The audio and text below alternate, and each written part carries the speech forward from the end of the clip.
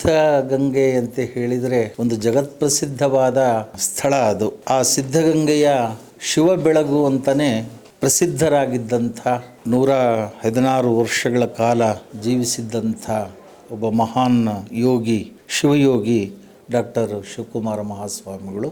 ಅವರು ಕೊಡುಗೆ ನಾಡಿಗೆ, ರಾಷ್ಟ್ರಕ್ಕೆ ಅದ್ವಿತೀಯ ಅಂತ ನಾವು ಭಾವಿಸ್ಕೊಂಡಿದ್ದೇವೆ. ಅವರ ಸುದೀರ್ಘ ಮಠಾಧಿಕಾರದ ಸಂದರ್ಭದಲ್ಲಿ ಲಕ್ಷಾಂತರ ಗ್ರಾಮೀಣ ಭಾಗದ ಬಡ ಮಕ್ಕಳಿಗೆ ಅವರು ವಿದ್ಯಾಭ್ಯಾಸ ನೀಡಿದ್ದು. ಅಂದರೆ ಅನ್ನ, ಆಶ್ರಯ, ಅರಿವು, ಈ ತ್ರಿವಿಧ ದಾಸೋಹ ಅಂದರೆ ಇವತ್ತಿನ ದೃಷ್ಟಿಯಲ್ಲಿ ಆ ತ್ರಿವಿಧ ದಾಸೋಹವನ್ನು ಅವರು ಅತ್ಯಂತ ನಿಸ್ವಾರ್ಥದಿಂದ ಮಾಡಿದರು, ತ್ಯಾಗ ಬುದ್ಧಿಯಿಂದ ಮಾಡಿದರು.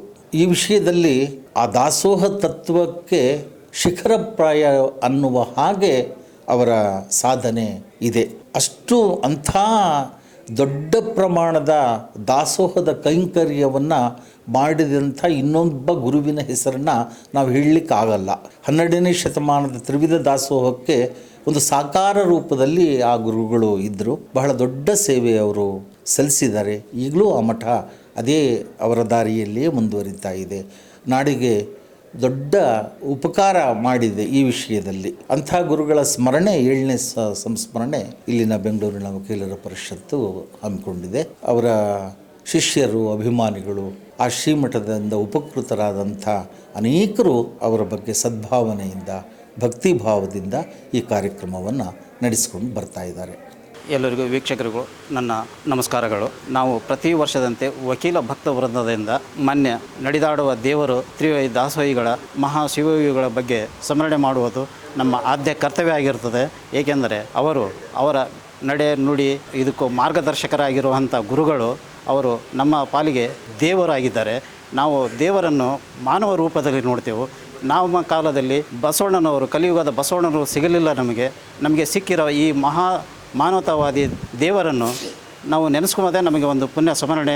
ಅವರು ಮಾಡಿರುವಂಥ ಹಸಿವು, ವಿದ್ಯೆ ಮತ್ತು ಆಸರೆ ಇವೆಲ್ಲ ಸಾಮಾನ್ಯ ಮನುಷ್ಯನು ಯಾರು ಉಪವಾಸ ಇರಬಾರ್ದು, ಯಾರು ಅವಿದ್ಯಾವಂತರಾಗಬಾರ್ದು, ಮತ್ತು ಅವರಿಗೆ ಯಾವುದೇ ಆಸರೆ ಇಲ್ಲದೆ ಕೊರಗಬಾರದು ಎಂಬ ಉದ್ದೇಶದಿಂದ ನಡೆಸಿಕೊಂಡು ಇನ್ನೂ ಇಲ್ಲಿವರೆಗೂ ಬರ್ತಾ ಇದ್ದಾರೆ. ಪ್ರತಿ ದಿವಸ ಪ್ರತಿ ವಿದ್ಯಾರ್ಥಿಗಳಲ್ಲದೇ ಬೇರೆ ಊರಿಂದ ಮತ್ತು ಬಂದು ಹೋಗೋಂಥ ಜನಗಳು ಮತ್ತು ವ್ಯಾಪಾರಸ್ಥರು ಅಲ್ಲಿ ನಾವು ದಾಸೋಹವನ್ನು ನೋಡುತ್ತಿರುವುದು ನಮ್ಮ ಈ ದೇವರು ನಡೆಸಿಕೊಡುತ್ತಿರುವಂಥ ಈ ಪುಣ್ಯದ ಕೆಲಸದಲ್ಲಿ ನಾವು ಅವರನ್ನು ಸ್ಮರಣೆ ಮಾಡುವಂಥ ನಮ್ಮ ಆದ್ಯ ಕರ್ತವ್ಯ ಆಗಿರುವುದರಿಂದ ಈ ಕಾರ್ಯಕ್ರಮವನ್ನು, ಅವರ ಮಾರ್ಗದರ್ಶನವನ್ನು ಎಲ್ಲ ಈ ವೀಕ್ಷಕರನ್ನು ಆ ಹೆಜ್ಜೆಯಲ್ಲಿ ನಡೀಲಿ, ಕೆಲವರಿಗೆ ಬಡ ವಿದ್ಯಾರ್ಥಿಗಳಿಗೆ, ಮಕ್ಕಳಿಗೆ, ಅನುಕೂಲಸ್ಥರಿಗೆ ಸ್ವಲ್ಪ ಕಲ್ಪನೆಯನ್ನು ಈ ಕಾರ್ಯಕ್ರಮದಿಂದ ಒದಗಿ ಬರಲಿ ಅಂಥೇಳಿ ನಮ್ಮ ಆಶಯ ದೃಷ್ಟಿಯಿಂದ ಈ ವಕೀಲ ಮಿತ್ರರಿಂದ ವಕೀಲ ಭಕ್ತ ವೃಂದ ಅಂಥೇಳಿ ಒಂದು ಯೂನಿಟಿ ಮಾಡಿ ನಾವು ಈ ಕಾರ್ಯಕ್ರಮವನ್ನು ಪ್ರತಿ ವರ್ಷ ನಡೆಸ್ತಾ ಇದ್ದೇವೆ. ಇದು 7ನೇ ವರ್ಷ ಪುಣ್ಯ ಸ್ಮರಣೆ. ಈ ಪುಣ್ಯ ಸ್ಮರಣೆಯಲ್ಲಿ ದಿವ್ಯ ಸಾನ್ನಿಧ್ಯ ವಹಿಸಿರುವಂಥ ಗುರುಗಳು ಮತ್ತು ಮಾನ್ಯ ಸಚಿವರು ಹಾಗೂ ಹೈಕೋರ್ಟಿನ ನ್ಯಾಯಮೂರ್ತಿಗಳು ಹಾಗೂ ವಿವಿಧ ಪದಾಧಿಕಾರಿಗಳು ಭಾಗವಹಿಸುತ್ತಿರುವುದು ನಮ್ಮ ಸೌಭಾಗ್ಯವೆಂದು ನಾನು ಭಾವಿಸುತ್ತೇನೆ. ಹಾಗೂ ಈ ಮಠದಲ್ಲಿ ಕಲಿತಿರುವಂಥ ವಿದ್ಯಾರ್ಥಿಗಳು ಇಂದು ವಿದೇಶದಲ್ಲಿ ಉನ್ನತ ಸ್ಥಾನದಲ್ಲಿ ಹಲವು ಸಂಘ ಸಂಸ್ಥೆಗಳಲ್ಲಿ ಹಾಗೂ ಕೆಲವರು ಅವರೇ ಕೆಲವೊಂದು ದಾಸೋಹ ಕಾರ್ಯಕ್ರಮ ಆಯಿತು ಬಡ ಮಕ್ಕಳಿಗೆ ಮಾರ್ಗದರ್ಶಕರಾಗಿ ಅವರ ಎಲ್ಲ ಖರ್ಚು ವೆಚ್ಚಗಳನ್ನು ಈ ಮಠದಲ್ಲಿ ಕಲಿತಿರುವಂಥ ವಿದ್ಯಾರ್ಥಿಗಳು ಇವತ್ತು ಮಾಡುತ್ತಿರುವುದರಿಂದ ಈ ಪರಂಪರೆಯನ್ನು ಇನ್ನೂ ಮುಂದುವರಿಸ್ಕೊಂಡು ಇನ್ನೂ ಎಲ್ಲ ಜನಗಳಿಗೂ ಇದನ್ನು ಮಾನವತಾ ಅವರ ಗುಣಗಳನ್ನು ಎಲ್ಲರಿಗೂ ಸಿಗುವಂತಾಗಲಿ ಅಂತ ಈ ಕಾರ್ಯಕ್ರಮದ ಉದ್ದೇಶವಾಗಿದೆ. ನನ್ನ ಹೆಸರು ಜಗದೀಶ್ ಜಿ ಕುಂಬಾರ್ ಅಂತೇಳಿ. ನಾನು ವಕೀಲ ವೃತ್ತಿ ಇಲ್ಲಿ ಬೆಂಗಳೂರಿನಲ್ಲೇ ಉಚ್ಚ ನ್ಯಾಯಾಲಯದಲ್ಲಿ 20 ವರ್ಷದಿಂದ ಕೆಲಸವನ್ನು ಮಾಡುತ್ತಿದ್ದೇನೆ, ಕಾರ್ಯವನ್ನು ನಿರ್ವಹಿಸುತ್ತಿದ್ದೇನೆ. ನಡೆದಾಡುವ ದೇವರು, ಜಗತ್ತು ಕಂಡ ಶ್ರೇಷ್ಠ ವ್ಯಕ್ತಿ, ಅವರ ಪುಣ್ಯ ಸ್ಮರಣೆ 7ನೇ ಪುಣ್ಯ ಸ್ಮರಣೆ ಪ್ರತಿ ವರ್ಷ ನಾವು ಆಚರಣೆ ಮಾಡಿಕೊಂಡು ವಕೀಲ ಭಕ್ತವೃಂದರು ಆಚರಣೆ ಮಾಡ್ಕೊಂಡು ಬಂದಿದ್ದೀವಿ. ಈ ಸಲ ಕೂಡ ವಕೀಲ ಭಕ್ತವೃಂದರಿಂದ ಪುಣ್ಯ ಸ್ಮರಣೆಯನ್ನು ಆಚರಣೆ ಮಾಡಿ ಪ್ರಸಾದ ವಿನಿಯೋಗ ಮಾಡ್ತಿದ್ದೇವೆ. ತ್ರಿವಿಧ ದಾಸೋಹಿ ಸರ್ಕಾರಗಳು ಏನು ಕೆಲಸ ಮಾಡಬೇಕು ಅನ್ನೋದು ತೋರಿಸಿಕೊಟ್ಟ ಮಹಾ ವ್ಯಕ್ತಿ. ಸರ್ಕಾರ ಮಾಡುವಂತ ಕೆಲಸ ಮಹಾ ಸ್ವಾಮೀಜಿಗಳೇ ಮಾಡಿದ್ದಾರೆ. ಅವರ ಮಾರ್ಗದರ್ಶನ ಇಡೀ ಜಗತ್ತಿಗೆ ಇರಲಿ, ಅವರ ಸಂದೇಶಗಳು ಇಡೀ ಜಗತ್ತು ಅನ್ವಯಿಸಲಿ ಅಂತ ಹೇಳಿ ಆ ಪುಣ್ಯಾತ್ಮಗೆ ನಾವೆಲ್ಲ ಸ್ಮರಣೆ ನಮಸ್ಕರಿಸುತ್ತೇವೆ. It is my pleasure to participate in this program of 7th anniversary of Parama Puja Shivakumara Swami, and some of the members who spoke about Swamiji in plenty. I am also one of the speaker, and wherein I have given clear details about my conversation with Swamiji and my interaction with Swamiji. What I found is a man with profound knowledge, either in the Vedas or in the Upanishads or in the Basava Tattva or Kaika Kailasa. In all these aspects, is a master of this particular subject. He is not only Nadidado Devaru, is a mobile university as such. In such an event, Swami, a man with a depth of knowledge, has today it is my opportunity to address something about Swami. It is really fortunate. I am really fortunate to address something about Swamiji. That's enough. Okay, thank you. Shri Shri Shri Shivakumara ಮಹಾಸ್ವಾಮೀಜಿಯವರ 7ನೇ ಮಹಾ ಪುಣ್ಯ ದಿನ ಈ ದಿನ ನಾವು ಆಚರಣೆ ಮಾಡಿದ್ದೇವೆ. ನಾವು ಮೂಲತಃ ತುಮಕೂರಿನ ಶಾಂತಿನಗರವಾಗಿದ್ದು, ನಾವು ಶಿವಕುಮಾರ ಸ್ವಾಮೀಜಿಯವರ ಒಂದು ದಿನ ಚರಿತ್ರೆ, ಅವರು ಹೇಗಿದ್ದರು, ಹೇಗೆ ಪ್ರತಿಯೊಬ್ಬರನ್ನು ಹೇಗೆ ನೋಡುತ್ತಿದ್ದರು ಎಂಬುದನ್ನು ನಾವು ಪ್ರತಿದಿನ ಅಲ್ಲಿ ಹೋಗಿ ನಾವು ಬಾಲ್ಯದಲ್ಲಿ ಅಲ್ಲಿ ನೋಡುತ್ತಿದ್ದೆವು. ಅವರು ನಮ್ಮನ್ನು ಹೇಗೆ ಗುರು ಸ್ಥಾನದಿಂದ ಅವರು ಇದ್ದರು ಅಂದರೆ, ಅವರು ತುಂಬ ಒಳ್ಳೆಯ ಕೆಲಸಗಳನ್ನು ಮಾಡುವಂತೆ ನಮಗೆ ದಿನನಿತ್ಯ ಎಲ್ಲ ಹೇಳಿಕೊಡುತ್ತಿದ್ದರು. ಹಾಗೆ ಪ್ರತಿಯೊಂದು ಅಕ್ಷರ ದಾಸೋಹ, ಅನ್ನದಾಸೋಹದ ಬಗ್ಗೆ ತುಮಕೂರಿನ ಶ್ರೀ ಶ್ರೀ ಮಹಾ ಶಿವಕುಮಾರ ಸ್ವಾಮೀಜಿಗಳು, ನಡೆದಾಡುವ ದೇವರುಗಳು, ಅವರು ಒಂದು ಅದ್ಭುತವಾದ ಕಾರ್ಯವನ್ನು ಮಾಡಿದ್ದಾರೆ ಅಂದರೆ ಅದು ತಪ್ಪಾಗಲಾರದು. ಮಹಾ ವ್ಯಕ್ತಿ ಎಂದು ದೇಶದಲ್ಲೇ ಅತ್ಯುತ್ತಮವಾದ ಮಹಾ ವ್ಯಕ್ತಿ ಶ್ರೀ ಮಹಾ ಶಿವಕುಮಾರ ಸ್ವಾಮೀಜಿಗಳು ಅವರು ಹೀಗೆ ಮತ್ತೆ ಬರಲಿ ಎಂದು ತಮ್ಮಲ್ಲಿ ಕೇಳ್ತಿ. Thank you.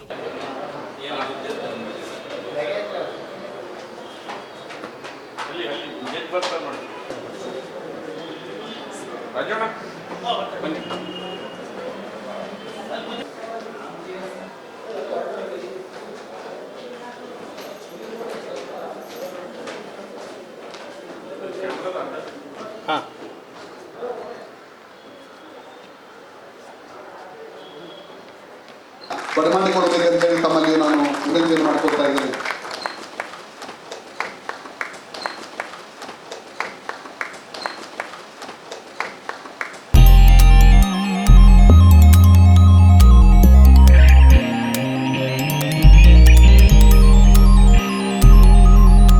ಕಾರ್ಯಕ್ರಮಕ್ಕೆ ದಿವ್ಯ ಸಾನ್ನಿಧ್ಯವನ್ನು ವಹಿಸತಕ್ಕಂಥ ನಿರುವಾಣಿ ಶ್ರೀಗಳು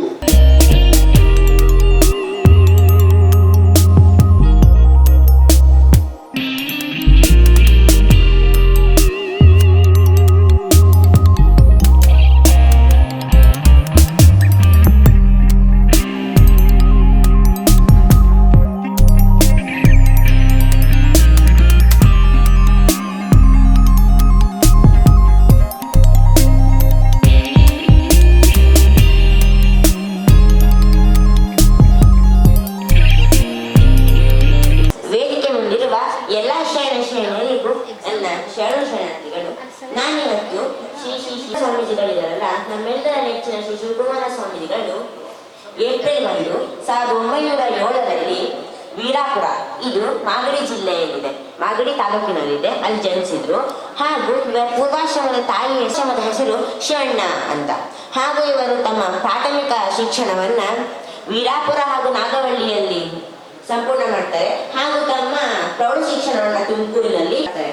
ಹಾಗೂ 1930ರ ಮಾರ್ಚ್ 3ನೇ ಗೋಸಲ ಸಿದ್ದೇಶ್ವರರಿಂದ 15ನೇ ಶತಮಾನದಲ್ಲಿ ನಮ್ಮ ಶಿವಕುಮಾರ ಸ್ವಾಮೀಜಿಗಳಿದಾರಲ್ಲ, ಇವರು ಬಸವಾದಿ ಶರಣರು ಹೇಳಿದಂತೆ ಕಾಯಕವೇ ಕೈಲಾಸ ಅಂತ ಹೇಳಿದವರು ಹಾಗೂ ಆಧುನಿಕ ಬಸವಣ್ಣ ಅಂತ ಅನಿಸ್ಕೊಂಡವರು. ಶಿಕ್ಷಣ ಕ್ಷೇತ್ರದಲ್ಲೇ ತಮ್ಮದೇ ಆದ ಚಾಪನ ಮುಖ್ಯ ಶಿಕ್ಷಣ ಸಂಸ್ಥೆಗಳಿವೆ.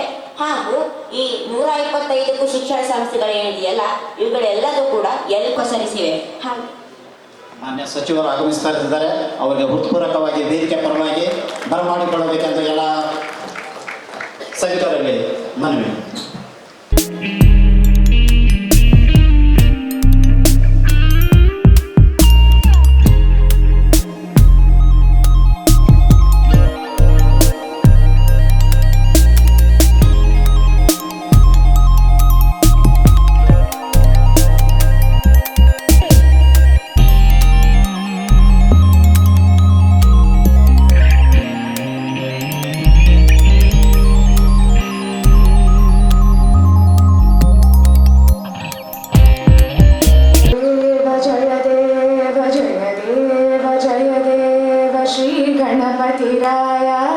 जय गणपतिराय भयहारक भवकारक ओंकारकाय जय देव जय देव जय देव जय देव गणनायक गुणनायक सिरिये गुणवर्धक कुलस्पर्धक सुरस्पर्धक दोरे अणु अणुवु तृणरेणुवु मुಡುಗಣವೆಂದರಿಯೇ क्षण क्षणಕ್ಕೂ ನಾಸಿದ್ದಳು ನಿನ್ನೊಂದಿಗೆ ಬರೆಯೇ जय देव जय देव जय देव जय देव मोदಕ ತುಂಬಿದ ಬಸಿರ ನಡೆಸಿರುವೆ ನೃತ್ಯ ಮೋದಕ ದೃಷ್ಟಿಯು ಬರೆವುದು ಮೌನದ ಸಾಹಿತ್ಯ ಬೋಧಕ ದೃಷ್ಟಿಯು ಸೃಷ್ಟಿಯು ನಿನ್ನದ ಶತಕೃತ್ಯ ನಾದದ ಮೂಲ ಸ್ವರೂಪವೇ ನಾನಿನ್ನಯ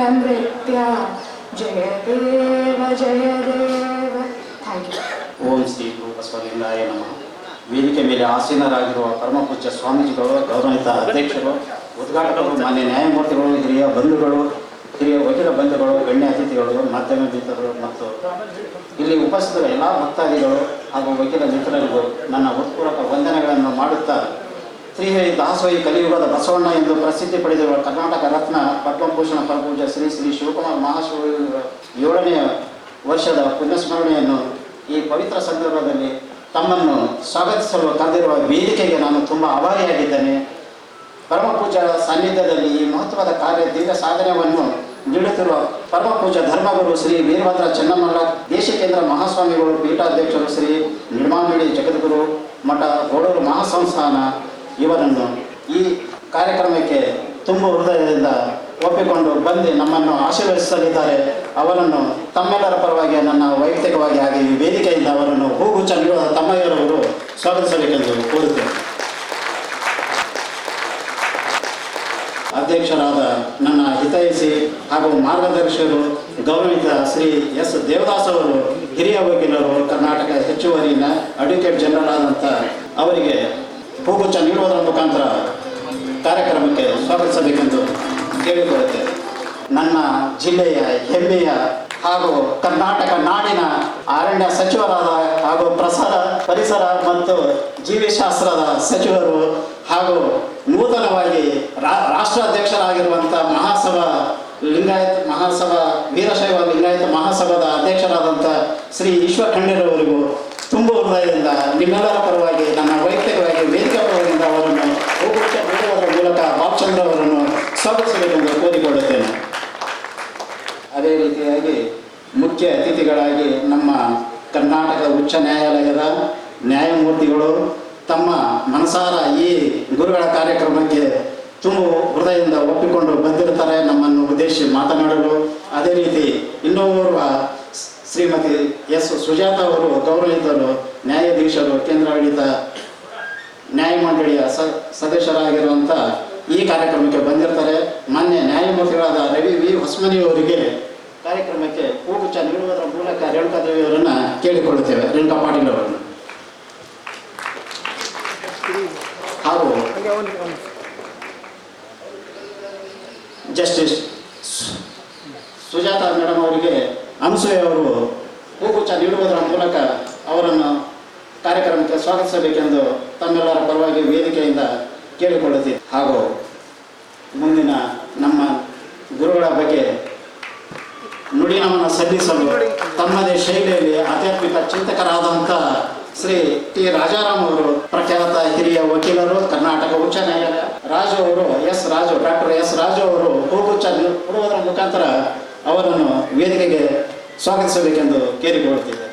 ಹಾಗೂ ಇನ್ನು ಈ ವೇದಿಕೆಗೆ ಘನ ಉಪಸ್ಥಿತಿ ಅತಿಥಿಗಳು ಅವರ ಬರುವಿಕೆ ನಿರೀಕ್ಷೆಯಲ್ಲಿದ್ದು ಅವರನ್ನು ಸ್ವಾಗತಿಸ ಬಯಸುತ್ತೇನೆ.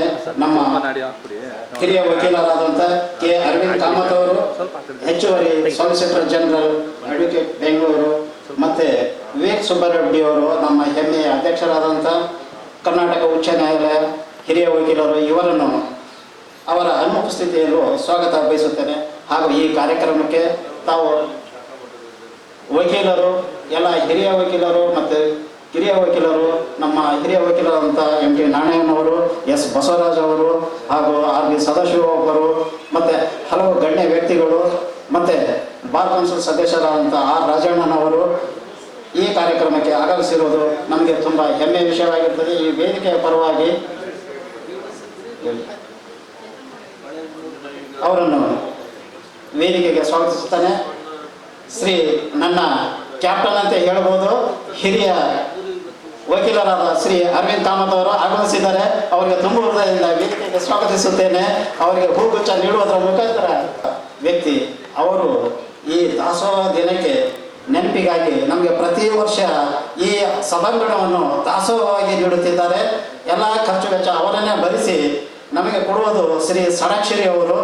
ಈ ಕರ್ನಾಟಕ ರಾಜ್ಯ ಸರ್ಕಾರಿ ನೌಕರರ ಸಂಘದ ಅಧ್ಯಕ್ಷರಾದಂಥ ಅವರ ಅನುಪಸ್ಥಿತಿಯಲ್ಲಿ ಅವರನ್ನು ಸ್ವಾಗತಿಸುತ್ತೇವೆ. ತುರ್ತು ಅನಿವಾರ್ಯ ಕಾರಣದಿಂದ ಇವತ್ತು ಅವರು ಬರುವುದು ಸ್ವಲ್ಪ ಲೇಟ್ ಆಗಬಹುದು, ಆದರೂ ಬರ್ತೀನಿ, ನೀವು ಕಾರ್ಯಕ್ರಮ ಮುಂದುವರಿಸಿ ಅಂತೇಳಿ ಅವರನ್ನು ನಮ್ಮನ್ನು ವಿನಂತಿ ಮಾಡಿದ್ದರಿಂದ ಈ ವೇದಿಕೆ ಪರವಾಗಿ ಅವರನ್ನು ಸ್ವಾಗತ ಕೋರುತ್ತಿದ್ದೇನೆ. ಮುಂದಿನ ಕಾರ್ಯಕ್ರಮಕ್ಕೆ ನನ್ನ ಮಿತ್ರರಾದ ಜಗದೀಶ್ ಜಿ ಕುಂಬಾರ್ ಅವರಿಗೆ ಹೃದಯಪೂರ್ವಕ ಧನ್ಯವಾದಗಳು. ಈಗ ಕಾರ್ಯಕ್ರಮದ ಮುಂದಿನ ಪ್ರಾಸ್ತಾವಿಕ ನುಡಿಯನ್ನು ಅಧ್ಯಕ್ಷರಾದಂತಹ ಎನ್ ದೇವದಾಸ್ ಅವರು, ಹೆಚ್ಚುವರಿ ಅಡ್ವೊಕೇಟ್ ಜನರಲ್ ಮತ್ತು ಸೀನಿಯರ್ ವಕೀಲರು, ಹೈಕೋರ್ಟ್, ಇವರು ಪ್ರಾಸ್ತಾವಿಕ ನುಡಿಯನ್ನು ನಡೆಸಿಕೊಡ್ಬೇಕು. 4 ನಿಮಿಷದಲ್ಲಿ ಮಾಡಬೇಕು ಅಂತ ವಿನಂತಿ ಮಾಡಬೇಕು. ಓಂ ಗುರು ಬಸವಲಿಂಗಾಯ ನಮಃ. ಓಂ ಶ್ರೀ ಶಿವಕುಮಾರ ಸ್ವಾಮಿಯೇ ನಮಃ. ಸಂಖ್ಯೆ 7 ಈ ತಿಂಗಳ ವಿಶೇಷವಾದ ಸಂಖ್ಯೆ. ನಾಡಿನ ಜನತೆ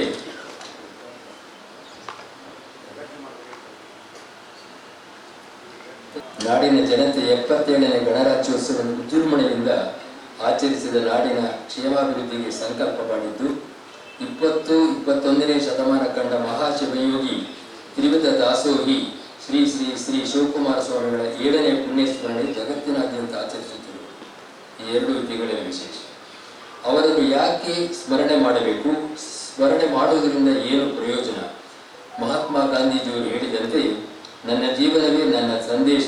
ಹಾಗೆಯೇ ಶ್ರೀ ಶಿವಕುಮಾರ ಮಹಾಸ್ವಾಮಿಗಳ ಜೀವನವೇ ಒಂದು ಸಂದೇಶ, ಜೀವ ತುಂಬಿದ ಸಂದೇಶಗಳು, ಅವರ ಅನುಭವದ ನುಡಿಗಳು, ಅನುಭವದಲ್ಲಿ ಮೂಡಿಬಂದ ದಿವ್ಯ ಸಂದೇಶಗಳು.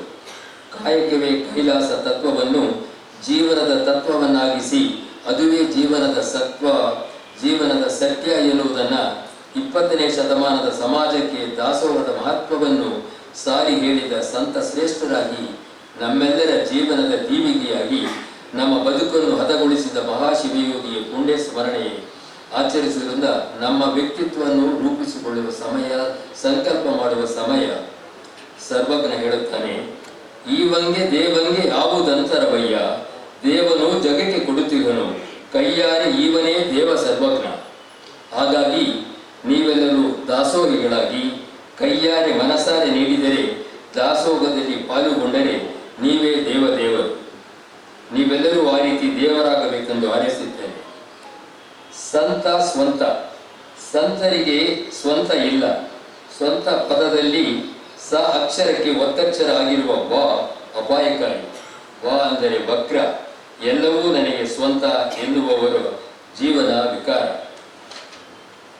ಸಂತರಿಗೆ ಸ್ವಂತ ಇದೆ ಅನ್ನುವುದಾದರೆ ಅದು ಅವರಿಗಲ್ಲ, ಅದು ಸಮುದಾಯಕ್ಕಾಗಿ, ಸಮಾಜವೇ ಅವರಿಗೆ ಸ್ವಂತ. ತ್ಯಾಗ ಜೀವನ, ತ್ಯಾಗ ಚೇತನ ಅವರುಗಳು. ಸಮಾಜದ ಒಳಿತಿಗಾಗಿ, ನಾಡಿನ ಏಳಿಗೆಗಾಗಿ ಜೀವನವನ್ನು ಅರ್ಪಿಸಿಕೊಂಡ ಸಂತರು.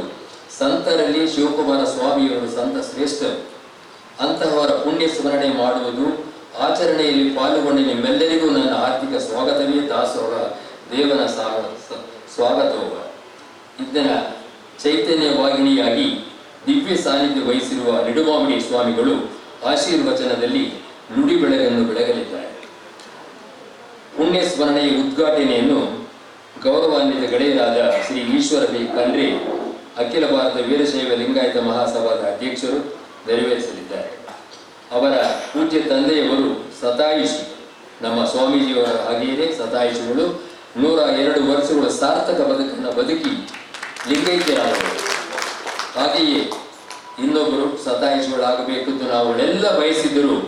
ನಮ್ಮ ಶಾಮನೂರು ಶಿವಶಂಕರಪ್ಪನವರು ಇತ್ತೀಚೆಗೆ ಲಿಂಗೈಕ್ಯರಾಗಿದ್ದಾರೆ, ಅವರನ್ನು ನಾವು ಸ್ಮರಿಸ್ತೇವೆ. ಸಮಾಜದ ಮತ್ತು ನಾಡಿನ ಸೇವೆಯಲ್ಲಿ ಲಿಂಗೈಕ್ಯ ಭೀಮಣ್ಣ ಖಂಡ್ರೆಯವರು ಈ ನಾಡಿಗೆ ಚಿರಪರಿಚಿತರು. ಅವರೊಡನೆ ನಾನು ಕಳೆದ ದಿನಗಳನ್ನು ಸ್ಮರಿಸಿ ಅವರನ್ನೂ ನಾನು ಸ್ಮರಿಸುತ್ತೇನೆ. ಈ ಸಂದರ್ಭದಲ್ಲಿ ಇಬ್ಬರು ಗೌರವಾನ್ವಿತ ನ್ಯಾಯಮೂರ್ತಿಗಳು ಪಾಲ್ಗೊಂಡಿರುವುದು ಸಮಾರಂಭದ ನೆನಪು ಉಳಿಯುವಂತೆ ಮಾಡುವಂಥದ್ದು.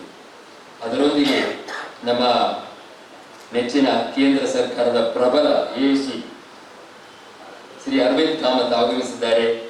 ಅವರು ಈ ವೇದಿಕೆಯನ್ನು ಅಲಂಕರಿಸಿರುವುದು ನಮ್ಮೆಲ್ಲರಿಗೂ ಬಹಳ ಸಂತೋಷ ಆಗಿದೆ. ಮಿಗಿಲಾಗಿ ಜ್ಞಾನ ದಾಸೋಹ ಅನ್ನ ದಾಸೋಹದಲ್ಲಿ ಆಧ್ಯಾತ್ಮಿಕ ಚಿಂತಕರಾದ T. ರಾಜಾರಾವ್ ಹಿರಿಯ ವಕೀಲರು ಜ್ಞಾನ ಅನ್ನ ಹಾಗೂ ಅನ್ನ ದಾಸೋಹ ಉಳಿಸಲಿದ್ದಾರೆ. ನನಗೆ ಸ್ವಾಮೀಜಿಯವರ ಬಗ್ಗೆ ಅವರ ಅರಿವಿನ ಚಿಂತನೆಗಳು ಚಿರಸ್ಮರಣೀಯವಾಗಲಿ. ಈಗ ಉದ್ಘಾಟನೆ ಮತ್ತು ಪುಷ್ಪ ನಮನ ಎಲ್ಲ ಅತಿಥಿಗಳಿಂದ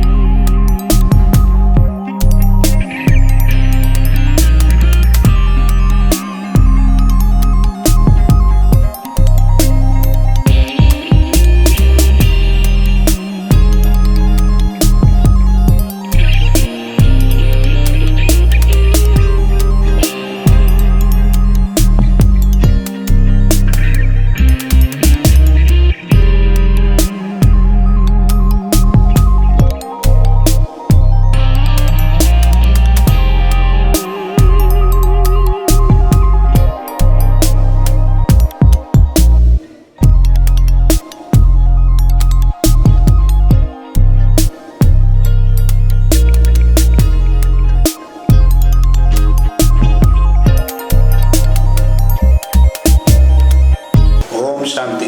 ಶ್ರೀ ಗುರು ಬಸವಲಿಂಗಾಯ ನಮಃ. ಎಲ್ಲರಿಗೂ ಧನ್ಯವಾದಗಳು. ಉದ್ಘಾಟಕರು ಶ್ರೀಯುತ ಗೌರವಾನ್ವಿತ ಈಶ್ವರ್ ಖಂಡ್ರೆ ಅವರು, ಅರಣ್ಯ ಸಚಿವರು ಕರ್ನಾಟಕ ಸರ್ಕಾರ ಹಾಗೂ ಅಧ್ಯಕ್ಷರು ಅಖಿಲ ಭಾರತ ವೀರಶೈವ ಮಹಾಸಭಾ, ಇವರು ಈ ಕಾರ್ಯಕ್ರಮ ಉದ್ದೇಶಿಸಿ ಮಾತಾಡಬೇಕಂತ ವಿನಂತಿ ಮಾಡ್ಕೊಳ್ತೀನಿ. ಬಸವಾದಿ ಶರಣರನ್ನು, ರೇಣುಕಾದಿ ಆಚಾರ್ಯರನ್ನು, ಎಲ್ಲ ಪೂಜ್ಯರನ್ನು ಸ್ಮರಿಸುತ್ತಾ ನಮ್ಮೆಲ್ಲರ ಆರಾಧ್ಯ ದೇವರು, ನಡೆದಾಡುವ ದೇವರಾದಂಥ ಪರಮ ಪೂಜ್ಯ ಶಿವಕುಮಾರ ಮಹಾಸ್ವಾಮಿಗಳವರಿಗೆ ನಮನಗಳನ್ನು ಸಲ್ಲಿಸುತ್ತಾ ಅಖಿಲ ಭಾರತ ವೀರಶೈವ ಲಿಂಗಾಯತ ಮಹಾಸಭಾ ಸಂಸ್ಥಾಪಕರಾದಂಥ ಪೂಜ್ಯ ಹಾನಗಲ್ ಕುಮಾರೇಶ್ವರರನ್ನು, ಈ ಸಂಸ್ಥೆಯ ಅಧ್ಯಕ್ಷರಾಗಿ ಸೇವೆ ಸಲ್ಲಿಸಿದಂಥ ನಮ್ಮ ತಂದೆಯವರಾದ ಪೂಜ್ಯ ಲಿಂಗೈಕ್ಯ ಭೀಮಣ್ಣ ಖಂಡ್ರೆ ಅವರನ್ನು, ಲಿಂಗೈಕ್ಯ ಶ್ಯಾಮಲ ಶಿವಶಂಕರಪ್ಪನವರನ್ನು, ಲಿಂಗೈಕ್ಯ ತಿಪ್ಪಣ್ಣನವರನ್ನು ಹಾಗೂ ರಾಷ್ಟ್ರಪಿತ ಮಹಾತ್ಮ ಗಾಂಧೀಜಿಯವರನ್ನು ಸ್ಮರಿಸಿ ಇಂದಿನ ಈ ಪವಿತ್ರವಾದಂಥ ಒಂದು ಕಾರ್ಯಕ್ರಮ, ಈ ಕಾರ್ಯಕ್ರಮದ ದಿವ್ಯ ಸಾನ್ನಿಧ್ಯ ವಹಿಸಿರುವಂಥ ಪರಮ ಪೂಜ್ಯ ಧರ್ಮಗುರು ಶ್ರೀ ವೀರಭದ್ರ ಚನ್ನಮಲ್ಲ ದೇಶಿಕೇತರ ಮಹಾಸ್ವಾಮಿಗಳವರಿಗೆ ನನ್ನ ಭಕ್ತಿಪೂರ್ವಕ ಪ್ರಣಾಮಗಳನ್ನು ಸಲ್ಲಿಸುತ್ತಾ ಕಾರ್ಯಕ್ರಮದ ಅಧ್ಯಕ್ಷ ಸ್ಥಾನವನ್ನು ಅಲಂಕರಿಸಿರುವ ಆತ್ಮೀಯರಾದಂಥ ಮಾನ್ಯ ಎನ್ ದೇವದಾಸರವರೇ, ಕಾರ್ಯಕ್ರಮಕ್ಕೆ ಮುಖ್ಯ ಅತಿಥಿಗಳಾಗಿ ಆಗಮಿಸಿದಂಥ ಉಚ್ಚ ನ್ಯಾಯಾಲಯದ ಗೌರವಾನ್ವಿತ ನ್ಯಾಯಮೂರ್ತಿಗಳಾದಂಥ ಮಾನ್ಯ ಶ್ರೀ ರವಿ ಹೊಸ್ಮನಿಯವರೇ, ಇನ್ನೋರ್ವ ಗೌರವಾನ್ವಿತ ನ್ಯಾಯಮೂರ್ತಿಗಳಾದಂಥ ಶ್ರೀಮತಿ ಎಸ್ ಸುಜಾತರವರೇ, ನುಡಿನಮನ ಸಲ್ಲಿಸಲಿಕ್ಕೆ ಬಂದಂಥ ಶ್ರೀ ಟಿ ರಾಜಾರಾಮ್ರವರೇ, ಕೆ ಅರವಿಂದ್ ಕಾಮತ್ ರವರೇ, ವಿವೇಕ್ ಸುಬ್ಬಾರೆಡ್ಡಿ ಅವರೇ, ಜಗದೀಶ್ ಕುಂಬಾರ್ ಅವರೇ, ಚಂದ್ರಮೌಳಿ ಸರ್ ಇದ್ದಾರೆ, ಬಾಲಣ್ಣ ಇದ್ದಾರೆ, ಇಲ್ಲಿ ಉಪಸ್ಥಿತರಿರುವಂಥ ಎಲ್ಲ ನ್ಯಾಯವಾದಿ ಸಹೋದರ ಸಹೋದರಿಯರೇ, ಮಾಧ್ಯಮದ ಮಿತ್ರರೇ, ನಿಮ್ಮೆಲ್ಲರಿಗೆ ನನ್ನ ಅನಂತ ಶರಣಾರ್ಥಿ. ಇವತ್ತು ಯೋಗ ಅನ್ನುವಂಥ ರೀತಿಯಲ್ಲಿ ರಾಷ್ಟ್ರಪಿತ ಮಹಾತ್ಮ ಗಾಂಧೀಜಿಯವರ ಹುತಾತ್ಮ ದಿನಾಚರಣೆಯನ್ನು ಮಾಡ್ತಾ ಇದ್ದೀವಿ. ಈ ದೇಶಕ್ಕೆ ಸತ್ಯ, ಶಾಂತಿ, ಅಹಿಂಸೆ ಅಸ್ತ್ರಗಳನ್ನು ಹಿಡಿದು ಬ್ರಿಟಿಷರಿಂದ, ದಾಸರಿಂದ, ಪರಕೀಯರಿಂದ ನಮಗೆ ಸ್ವಾತಂತ್ರ್ಯ ಕೊಟ್ಟಂಥ ಮಹಾತ್ಮರು.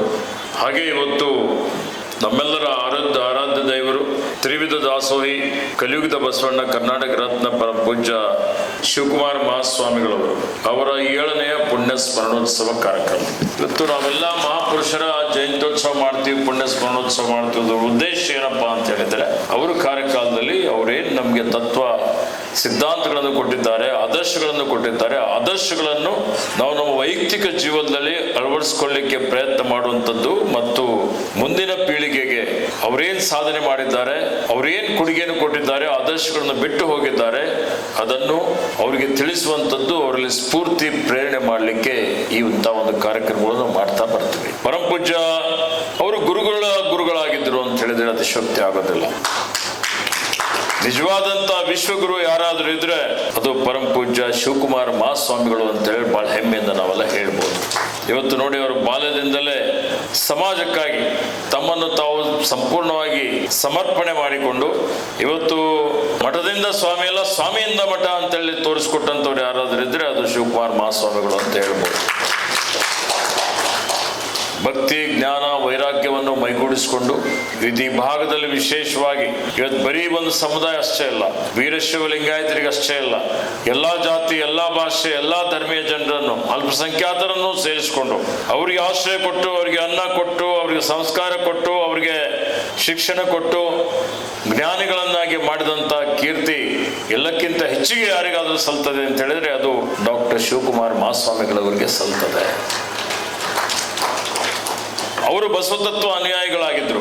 ಏನ್ ವಿಶ್ವಗುರು ಬಸವಣ್ಣನವರು 12ನೇ ಶತಮಾನದಲ್ಲಿ ಏನೊಂದು ಸಮಾಜೋಧಾರ್ಮಿಕ ಕ್ರಾಂತಿಯನ್ನು ಮಾಡಿದ್ರು, ಅದನ್ನು ಮತ್ತೆ 21ನೇ ಶತಮಾನದಲ್ಲಿ ಪುನರುತ್ಥಾನ ಮಾಡಬೇಕು ಅನ್ನುವಂತ ಒಂದು ರೀತಿಯಲ್ಲಿ ಅವರು ಏನ್ ನಮಗೆ ವಚನ ಸಾಹಿತ್ಯವನ್ನು ಕೊಟ್ಟಿದ್ದಾರೆ.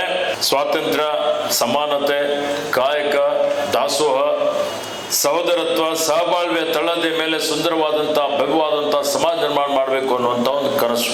ವರ್ಗರಹಿತವಾದಂಥದ್ದು, ವರ್ಣರಹಿತವಾದಂಥದ್ದು, ಸ್ತ್ರೀಯರಿಗೆ ಸಮಾನತೆ ಕೊಟ್ಟಂಥದ್ದು, ಕಂದಾಚಾರದ ವಿರುದ್ಧ, ಅಸ್ಪೃಶ್ಯತೆ ವಿರುದ್ಧ ಹೋರಾಟ ಮಾಡ್ತಾರೆ.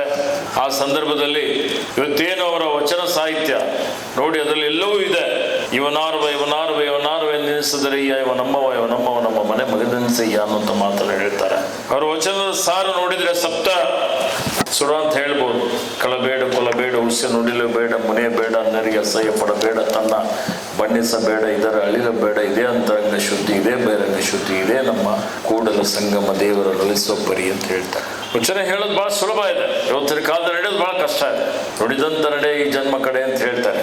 ಆದರೆ ಅವ್ರು ಹೇಳಿದ್ದಂಗೆ ನಡೆಯುವಂಥದ್ದು ಕಷ್ಟ ಇದ್ರು ನಾವು ನಮ್ಮ ವೈಯಕ್ತಿಕ ಜೀವನದಲ್ಲಿ ಅದನ್ನು ಅಳವಡಿಸ್ಕೊಳ್ಳಿಕ್ಕೆ ಪ್ರಾಮಾಣಿಕವಾದಂಥ ಪ್ರಯತ್ನವಾದರೂ ಮಾಡಬಹುದು ಅನ್ನುವಂಥ ಮಾತನ್ನು ಹೇಳಿಕೆ ಬಯಸ್ತಾ ಇದ್ದೇನೆ.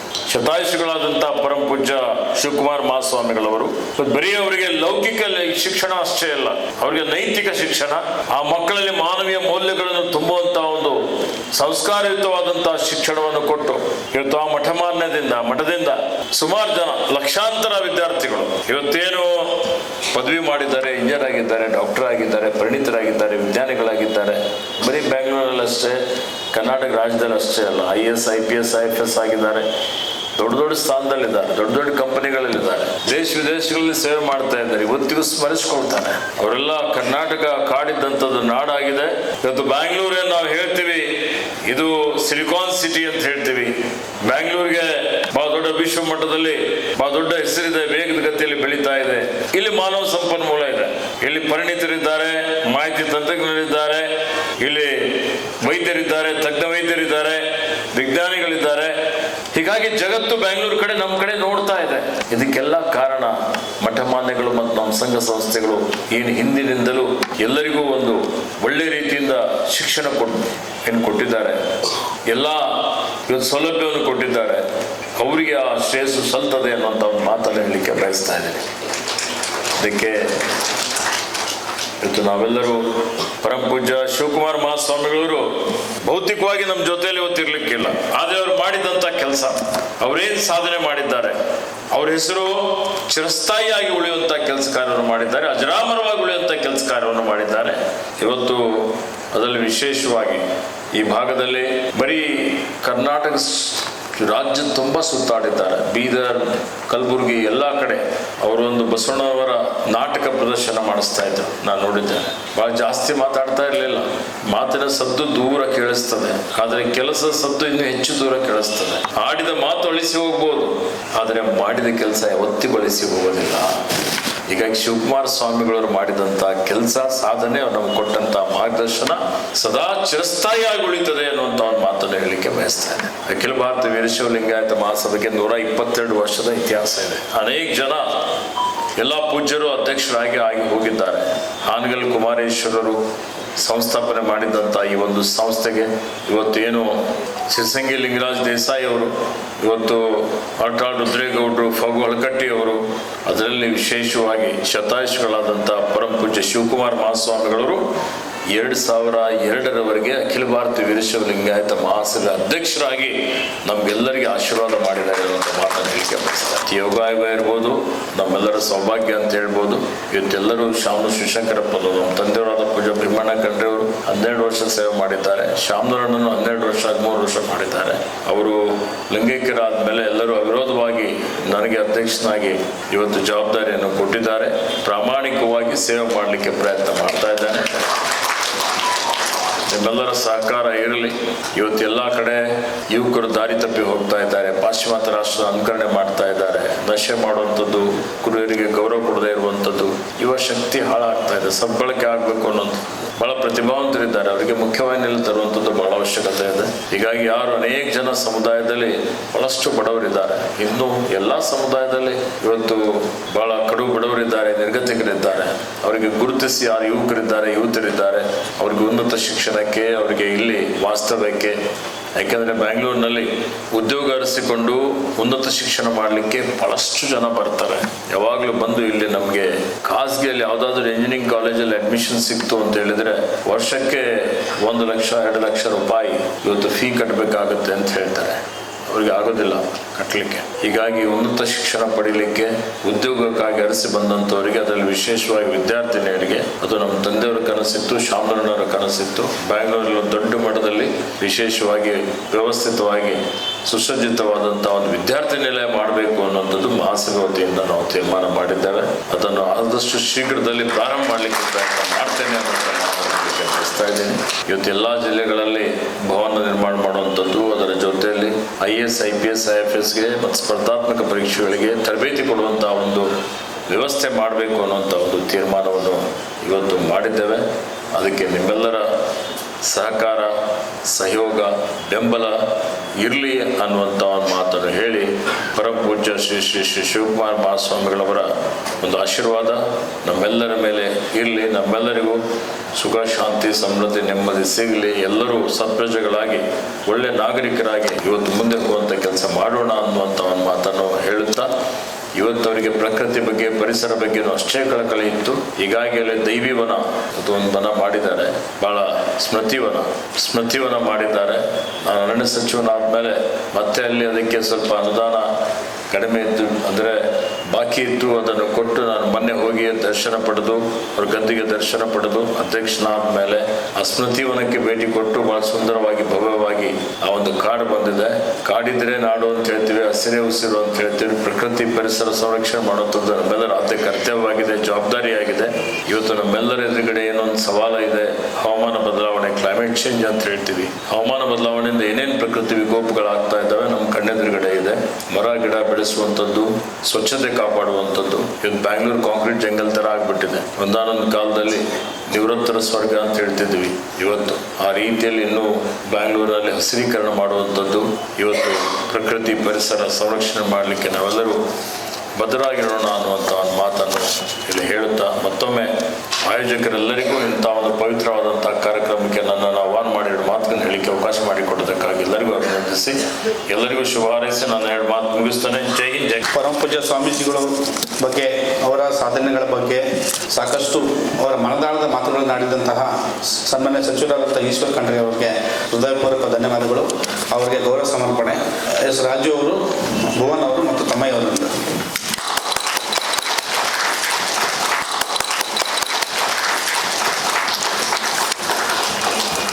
ವಕೀಲ ಮಿತ್ರರಿಗೆ ಹೃದಯಪೂರ್ವಕ ಧನ್ಯವಾದಗಳು.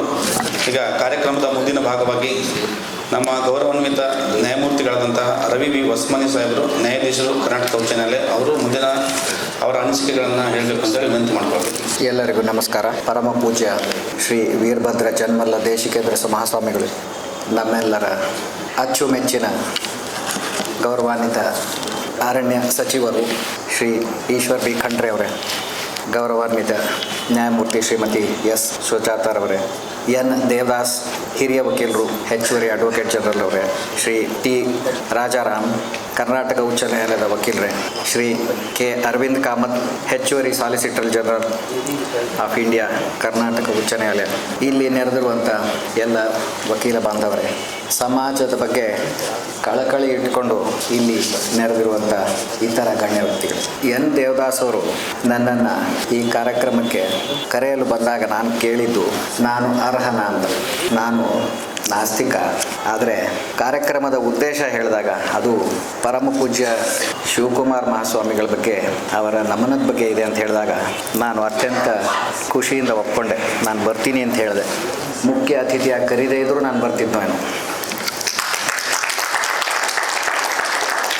ಅದರ ಉದ್ದೇಶ ಎಲ್ಲರಂತೆ ಸಾಮಾನ್ಯವಾಗಿ ಒಂದು ಹಳ್ಳಿಯಲ್ಲಿ ಬೆಳೆದವರು ಅವರಿಗೆ ವಿಶ್ವ ಬೆರಗಾಗುವಂಥ ಸಾಧನೆ ಮಾಡೋರಿಗೆ ಅದು ಏನು ಶಕ್ತಿ, ಅದು ಹೇಗೆ ಬಂತು ಅಂತ ತಿಳ್ಕೊಂಡ್ರೆ ನಾವು ನಮ್ಮ ವೃತ್ತಿಯಲ್ಲಿ at ಡಿಫ್ರೆಂಟ್ ಸ್ಟೇಜಸ್ ಪರಿಣಿತಿ ಹೊಂದ್ತೀವಿ, ಪೀಕ್ ಎಫಿಷಿಯನ್ಸಿ ಬರ್ತೀವಿ, ಅಲ್ಲಿಗೆ ಪ್ಲ್ಯಾಂಕ್ ಆಗ್ತೀವಿ, ಅಲ್ಲಿಂದ ಮತ್ತೆ ಮುಂದೆ ಹೆಚ್ಚಿನ ಸಾಧನೆಗೆ ಹೇಗೆ ಮಾಡೋದೊಂದು ದಾರಿ ಗೊತ್ತಾಗೋದಿಲ್ಲ, ಅಷ್ಟೇ ಸಾಕು ಅಂತ ಅನಿಸ್ಬಿಟ್ಟಿರುತ್ತೆ.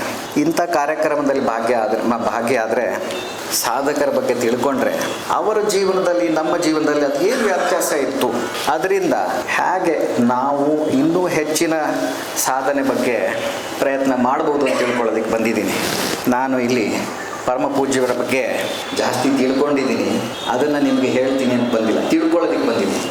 ಪರಮ ಪೂಜ್ಯರು ಆರಂಭದಲ್ಲಿ ಒಬ್ಬ ಮಗು ಹೇಳ್ದಂಗೆ ಏಪ್ರಿಲ್ 1, 1907ನೇ ಇಸ್ವಿಯಲ್ಲಿ ಹೊನ್ನಪ್ಪ ಮತ್ತು ಗಂಗಮ್ಮ ದಂಪತಿಗಳಿಗೆ 13ನೇ ಮಕ್ಕಳಲ್ಲಿ ಒಬ್ಬರಾಗಿ ಬೆಳೆದವರು, ಜನಿಸಿದವರು.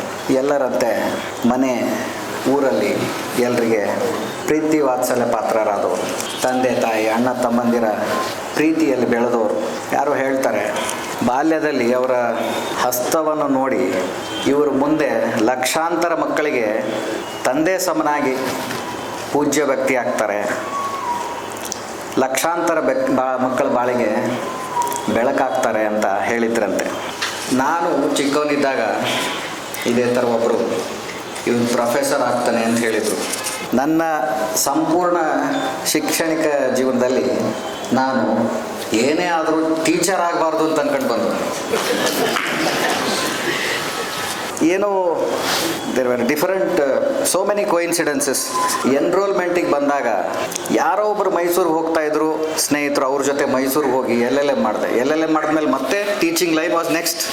ಹೆಂಗೋ ಅದರಿಂದ ತಪ್ಪಿಸ್ಕೊಂಡು ಪ್ರಾಕ್ಟೀಸ್ ಶುರು ಮಾಡಿದೆ. ಪ್ರಾಕ್ಟೀಸಲ್ಲಿ ತೊಡಗಿದಾಗ ಕೆಲವೊಂದು ಪ್ರಿನ್ಸಿಪಲ್ಸನ್ನು ನಾನು ಅಳವಡಿಸ್ಕೊಂಡೆ, ಅದನ್ನು ಬಿಟ್ಕೊಡ್ಲಿಲ್ಲ, ಹಠದಿಂದನೇ ಬೆಳೆದೆ.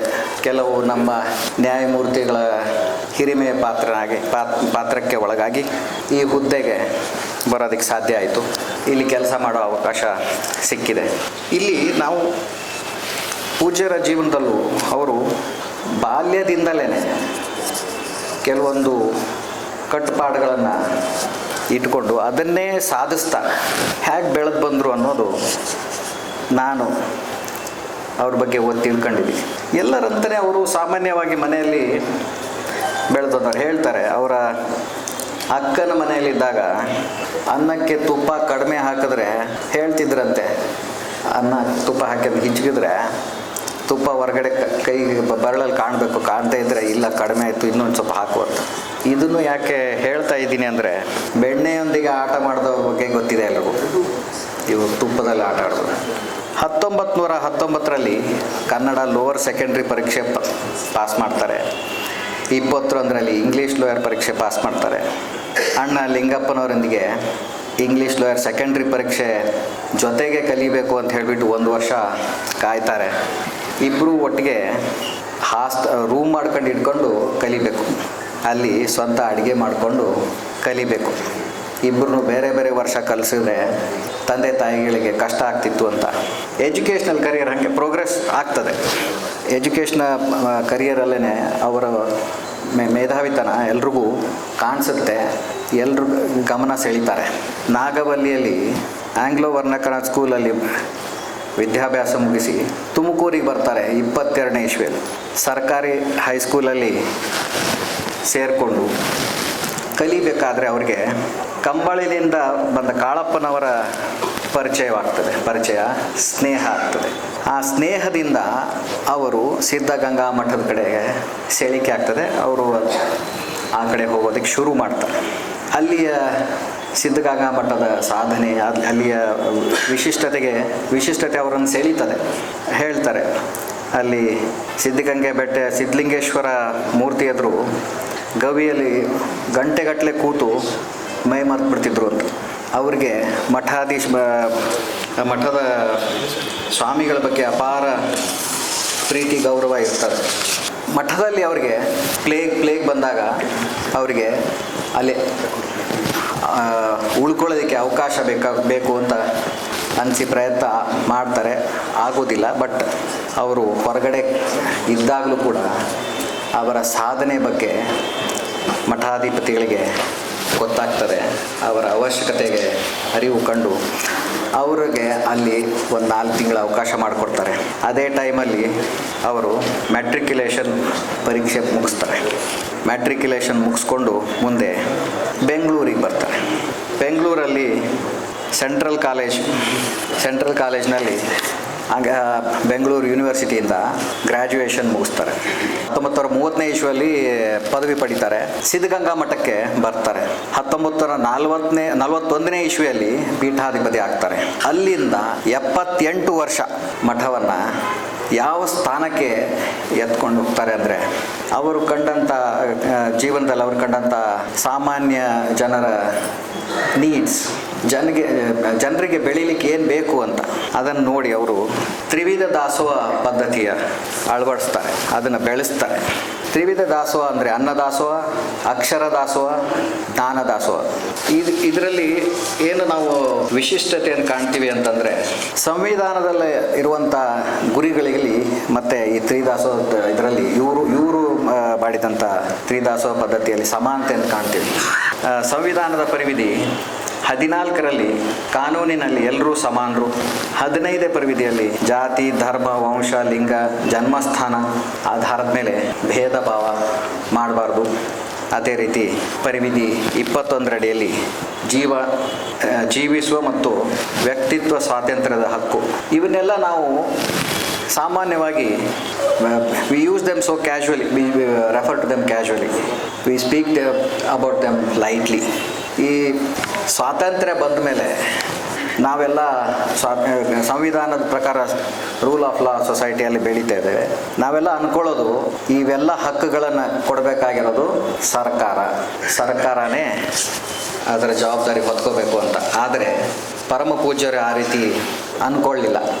ಅವರು ಈ ಸಂಸ್ಥೆಯನ್ನೇ ಒಂದು ಆಧಾರವಾಗಿ ಇಟ್ಕೊಂಡು ಸಂಸ್ಥೆಯಿಂದನೇ ಸಾಂವಿಧಾನಿಕ ಹಕ್ಕುಗಳನ್ನು ಜನರಿಗೆ, ಬಡವರಿಗೆ ಸಿಗೋ ಹಾಗೆ ಅವಕಾಶ ಮಾಡಿಕೊಟ್ರು. ಯಾವುದೇ ಭೇದ ಭಾವ ಇಲ್ಲದೆ ಎಲ್ಲರೂ ಸಮಾನವಾಗಿ ಕೂಡಿಸಿ ಊಟ ಹಾಕ್ಸೋದು.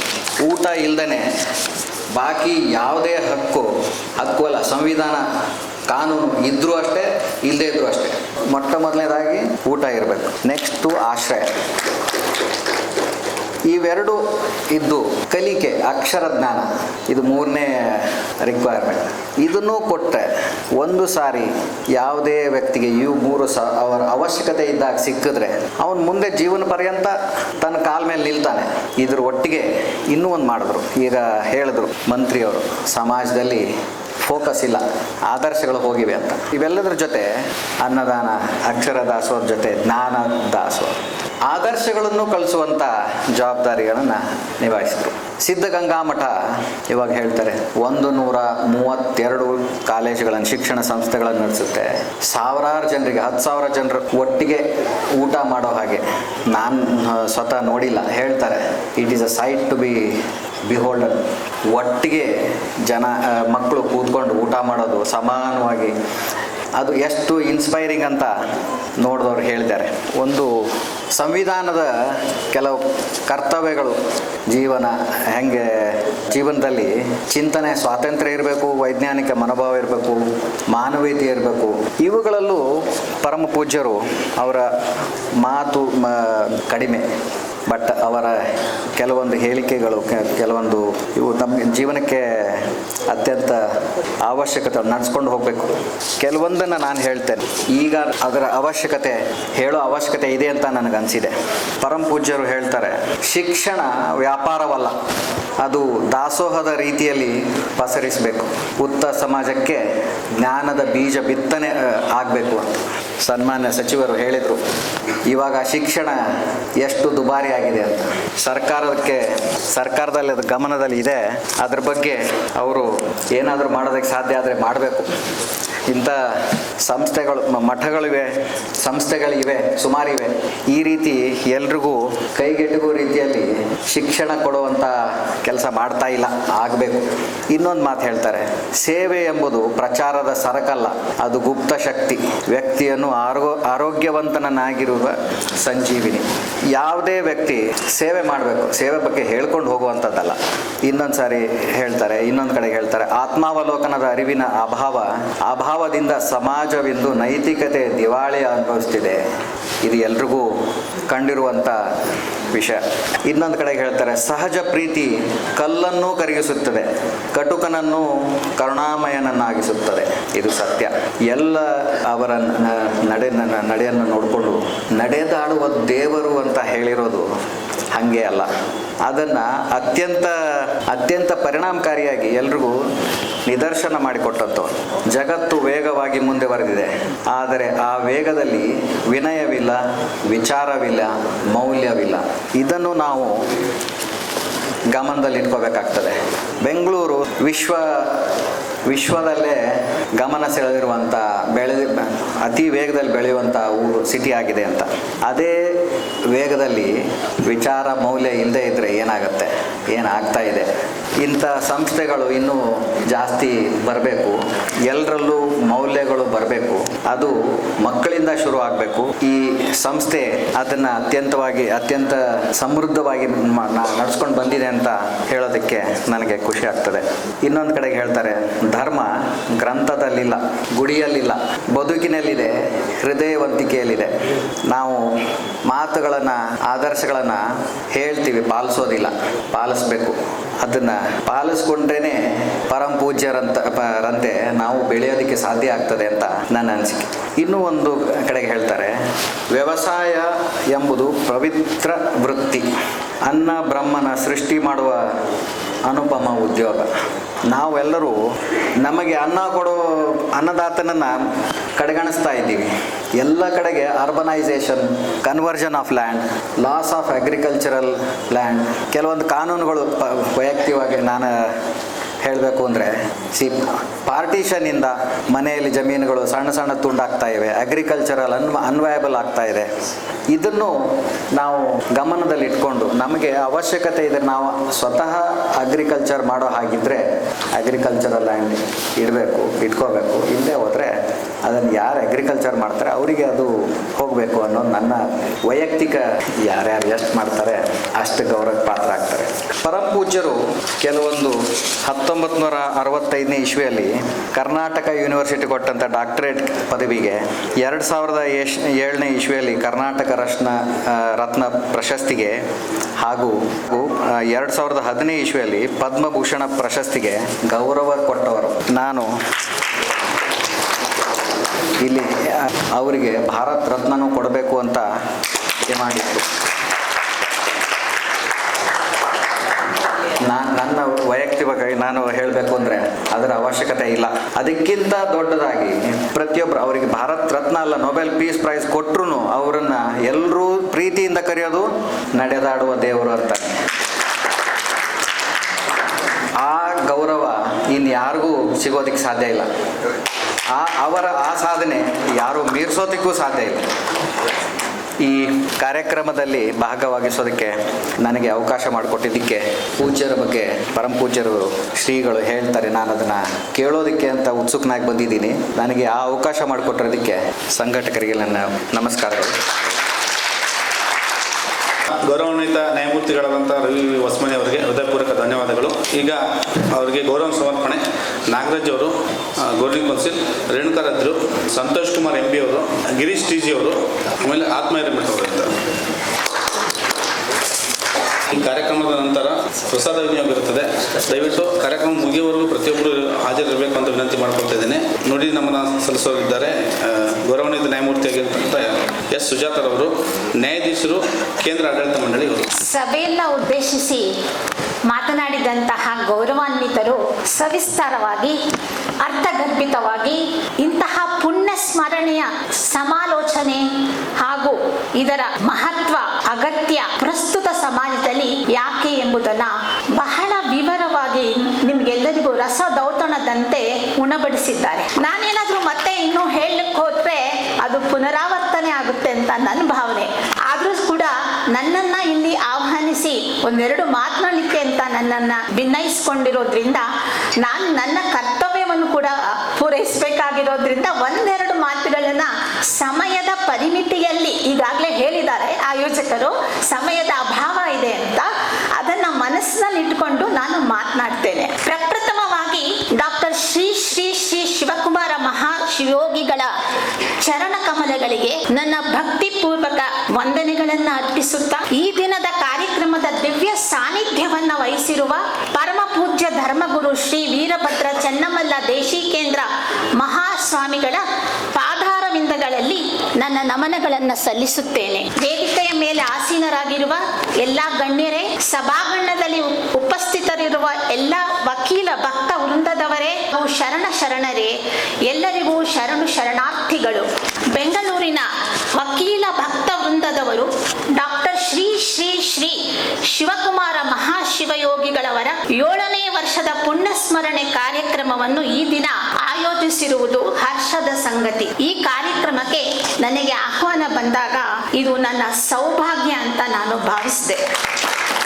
ಸಾಮಾನ್ಯವಾಗಿ ಮಠಗಳು ಧಾರ್ಮಿಕ ಕೇಂದ್ರಗಳಾಗಿ ಸಮಾಜದ ಮೌಲ್ಯಗಳನ್ನು ಕಾಪಾಡುವಲ್ಲಿ, ಎತ್ತರಕ್ಕೆ ಕರೆದೊಯ್ಯುವಲ್ಲಿ ಸಕ್ರಿಯ ಪಾತ್ರವನ್ನ ವಹಿಸುತ್ತವೆ. ಈಗಾಗಲೇ ನಮ್ಮ ಮಂತ್ರಿಗಳು ಹೇಳಿದ್ರು, ಮಠದಿಂದ ಮಠಾಧೀಶರ, ಮಠಾಧೀಶರಿಂದ ಮಠವೋ, ಯಾವುದರಿಂದ ಸಮಾಜ ಉದ್ಧಾರ ಆಗುತ್ತೆ ಅನ್ನೋದ ಪರಿಕಲ್ಪನೆ ನಮಗೆ ಯಾವ ರೀತಿ ಇರಬೇಕು ಅನ್ನೋದನ್ನ ತಿಳಿಸ್ಕೊಟ್ರು. ಈ ನಿಟ್ಟಿನಲ್ಲಿ ಹೇಳಬೇಕು ಅಂದ್ರೆ ತ್ರಿವಿಧ ದಾಸೋಹಿ, ಕಲಿಯುಗ ಬಸವಣ್ಣ, ಕಾಯಕ ಯೋಗಿ, ನಡೆದಾಡುವ ದೇವರು ಎಂದು ಪ್ರಖ್ಯಾತರಾಗಿರುವ ಸಿದ್ಧಗಂಗಾ ಮಠಾಧೀಶರಾಗಿದ್ದ ಶ್ರೀ ಶ್ರೀ ಶ್ರೀ ಶಿವಕುಮಾರ ಮಹಾಶಿವಯೋಗಿಗಳು ವಿಶಿಷ್ಟವಾದ ಅಮೋಘವಾದ ದಾಸೋಹದ ಪ್ರಕ್ರಿಯೆಯನ್ನ ರೂಢಿಸಿಕೊಂಡು ಲೋಕಮುಖಿಯಾಗಿ ತಮ್ಮ ಜೀವನ ಪರ್ಯಂತ 1 ಶತಮಾನವನ್ನೂ ಮೀರಿ ನಿಸ್ವಾರ್ಥ ಸೇವೆಯನ್ನ ಲೋಕ ಕಲ್ಯಾಣಕ್ಕಾಗಿ ಸಲ್ಲಿಸಿದ್ದಾರೆ. ಅನ್ನ, ಆಶ್ರಯ, ಅಕ್ಷರ ದಾಸೋಹಗಳನ್ನ ನಿರಂತರವಾಗಿ ನಡೆಸುತ್ತಾ ಧಾರ್ಮಿಕತೆ, ಆಧ್ಯಾತ್ಮಿಕತೆ, ಶೈಕ್ಷಣಿಕತೆ, ಸಾಮಾಜಿಕತೆಯ ಸಮ್ಮಿಶ್ರಣದೊಂದಿಗೆ ಜಾತಿ ಮತಗಳನ್ನು ಮೀರಿ ಎಲ್ಲರನ್ನೂ ಸಮಾನವಾಗಿ ಕಂಡು ಸಲುಹಿದ ಮಹಾನ್ ಚೈತನ್ಯ ಪೂಜ್ಯ ಗುರು ಡಾಕ್ಟರ್ ಶ್ರೀ ಶಿವಕುಮಾರ ಸ್ವಾಮಿಗಳವರು ಪೂಜ್ಯರಿಗೆ ನೀಡಿದ ಪದ್ಮಭೂಷಣ, ಕರ್ನಾಟಕ ರತ್ನ, ಡಾಕ್ಟರೇಟ್ ಹಾಗೂ ಇನ್ನಿತರ ಪ್ರಶಸ್ತಿಗಳು ಪೂಜ್ಯರ ವರ್ಚಸ್ಸನ್ನು ಹೆಚ್ಚಿಸುವುದಕ್ಕಿಂತ ಮಿಗಿಲಾಗಿ ಆ ಪ್ರಶಸ್ತಿಗಳ ಗೌರವವನ್ನು ಹೆಚ್ಚಿಸಿವೆ. ನಮ್ಮ ಮಕ್ಕಳನ್ನ ನಾವು ಪ್ರೀತಿ ಅಕ್ಕರೆಯಿಂದ ಸಲಹಿ ಸಾಕುತ್ತೇವೆ, ಇದು ಸರ್ವೇ ಸಾಮಾನ್ಯ. ಸಹಸ್ರ ಸಂಖ್ಯೆಯಲ್ಲಿ ಮಕ್ಕಳಿಗೆ ಪ್ರೀತಿಯ ದಾರಿಯನ್ನೆರೆದು ಶಿಕ್ಷಣವನ್ನ ನೀಡಿ ಶಿಸ್ತು ಸಂಯಮಗಳನ್ನ ಬೋಧಿಸಿ ಉತ್ತಮ ಪ್ರಜೆಗಳನ್ನಾಗಿ ಮಾಡುವ ಕಾಯಕಲ್ಪ ಸಾಮಾನ್ಯ ಕೆಲಸವಲ್ಲ. ಇದಕ್ಕೆ ದೈವದ ಅನುಗ್ರಹ ಬೇಕು, ಮಾತೃ ಹೃದಯ ಬೇಕು, ಜ್ಞಾನದ ಶಕ್ತಿ ಬೇಕು, ಶ್ರದ್ಧೆ, ಭಕ್ತಿ, ಆಸಕ್ತಿಗಳ ಒಲವಿರಬೇಕು. ಈ ಎಲ್ಲ ಉತ್ಕೃಷ್ಟ ಗುಣಗಳನ್ನ ಹೊಂದಿದ ಪೂಜ್ಯರು ನಮ್ಮೆಲ್ಲರಿಗೂ ದಾರಿದೀಪವಾಗಿದ್ದಾರೆ, ಮಾರ್ಗಸೂಚಿಯಾಗಿದ್ದಾರೆ. ತಮ್ಮ 111ನೇ ವಯಸ್ಸಿನಲ್ಲಿ 21/1/2019 ಶಿವ ಸಾಯುಜ್ಯವನ್ನ ಹೊಂದಿದ್ದಾರೆ. 7 ವರ್ಷಗಳ ಪುಣ್ಯಸ್ಮರಣೆ ನಾಡಿನಾದ್ಯಂತ ಯಶಸ್ವಿಯಾಗಿ ಆಚರಿಸಲಾಗುತ್ತಿದೆ. ಇಂತಹ ಪುಣ್ಯ ಕಾರ್ಯಕ್ಕೆ ವಕೀಲ ವೃಂದದವರು ಕೈ ಜೋಡಿಸಿರುವುದು ಹೆಮ್ಮೆಯ ವಿಷಯ. ಇಂತಹ ಮಹಾತ್ಮರ ಪುಣ್ಯ ಸ್ಮರಣೆ ಮಾಡುವುದರಿಂದ ನಮ್ಮ ಬಾಳು ಹಸನಾದೀತು, ಜೀವನದ ಮೌಲ್ಯಗಳು ಗಟ್ಟಿಯಾದೀತು.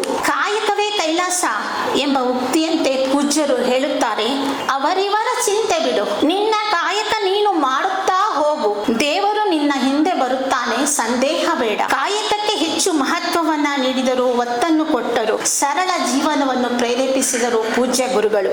ಅವರೇ ಪೂಜ್ಯರು ಹೇಳ್ತಾರೆ ಒಂದು ಕಡೆ, ಸಾಧಕನಿಗೆ ಸನ್ಮಾನವೆಂದರೆ ಅವರನ್ನು ಸಭೆಗೆ ಕರೆದು ಶಾಲು ಹೊದಿಸಿ ಫಲಪುಷ್ಪಗಳನ್ನಿತ್ತರೆ ಅದು ಸನ್ಮಾನವಲ್ಲ, ಬದಲಾಗಿ ಆ ವ್ಯಕ್ತಿಯಲ್ಲಿ ಇರಬಹುದಾದ ಒಳ್ಳೆಯ ಗುಣವೊಂದನ್ನು ನಮ್ಮ ಜೀವನದಲ್ಲಿ ಅಳವಡಿಸಿಕೊಳ್ಳುವುದೇ ನಾವು ಆ ವ್ಯಕ್ತಿಗೆ ಮಾಡಬಹುದಾದ ನಿಜವಾದ ಸನ್ಮಾನ.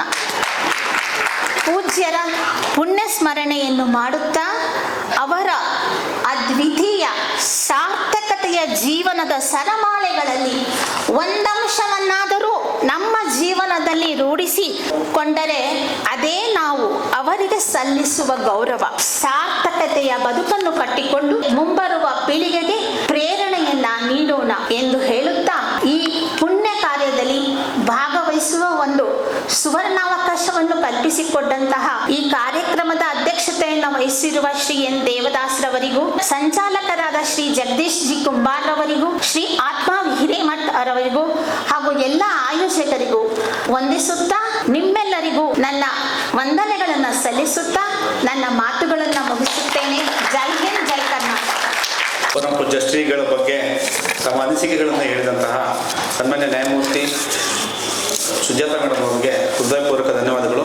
ಅವರಿಗೆ ಗೌರವ ಸಮರ್ಪಣೆ. ವಕೀಲ ಮಿತ್ರರಾದ ಗಿರಿಜಾ ಮೇಡಮ್, ಅನುಸೂಯ ಅವರು, ರೇಣುಕಾ ಪಾಟೀಲ್, ಶಿಲ್ಪರಾಣಿ ಅವರು, ಅನಿತಾ ಎಸ್ ಎಂ ಪಾಟೀಲ್ ಅವರು.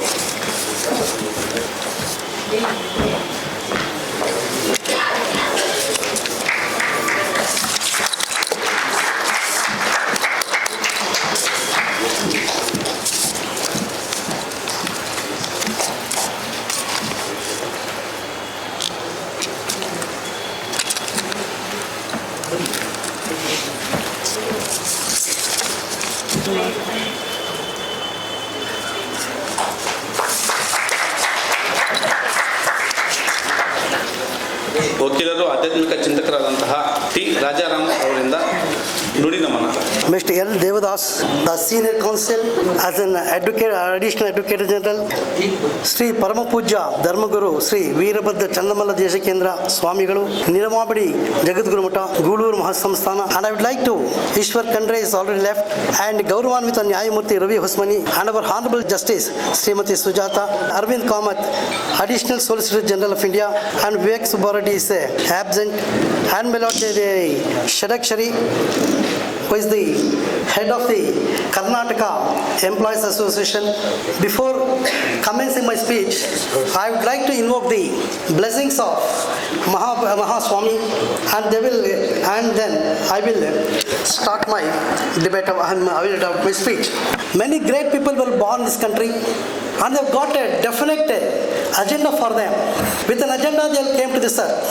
They will discharge their duty and they have vanished. Take for example, Rama came to this world and he has destructed all the demons. He has given the message of Managami and went off. Lord Krishna came to this world and he has given the message of love and affection, and he has given Gita, and there is a conflict of Dharma and Adharma, and he has sided with Dharma and finished the Adharma as such, and he has went off. Likewise, so many preachers, Visishtadvaita philosophy or the Advaita philosophy, the Shankara came to this country, gave the Advaita philosophy. Ramanuja came on this earth, he has given the Visishtadvaita philosophy, and Madhvacharya came to this world, he has given the Madhva philosophy, and this Mahavira came to this world, he has given the principle of non-violence. Buddha came to this world, he has given the eightfold path to reach the salvation. See, likewise, Vivekananda, Ramakrishna Paramahamsa, Sharda Mata, all the and Narayan Guru from Maharashtra, all these people, they have got a definite purpose and they got a definite agenda. After finishing the agenda, only they used to do this work. In this regard, I am really fortunate to meet Swami, that is somewhere in 2009 or 2010. I had got an opportunity to meet Swamiji. I went inside the Sanctum Sanctorum. Then I advanced the car and I indicated to meet Swamiji like that. As soon as I sent the car, Swamiji has invited me to have some interaction with him. And as soon as we have discussed about various aspects, and I had uttered my pravara and has prostrated before Swamiji and has blessed me like anything. See, afterwards, everything is mastered. Then I put a very pertinent question. Swamiji, what to do? Dharma, there is my pertinent question. Just asked before the Swamiji. Swamiji said, Mr. Rajaram, do you know Mr. Rabindranath Tagore? I said yes. The prayer column in that particular, what we call this Geetanjali. Have read it. Give me the strength to live with bear my joys and sorrows. Give me the strength to make my love fruitful in service. Give me the strength never to disown the poor or bend my knees, to surrender my strength to die with love. This is the prayer which I will do with my Lord. Then he said, afterwards, if you could beg anything in this puja, if you ask anything for your benefit or something like that, ask. Among this one Pulshe Nalu is out there. Yes, it is there.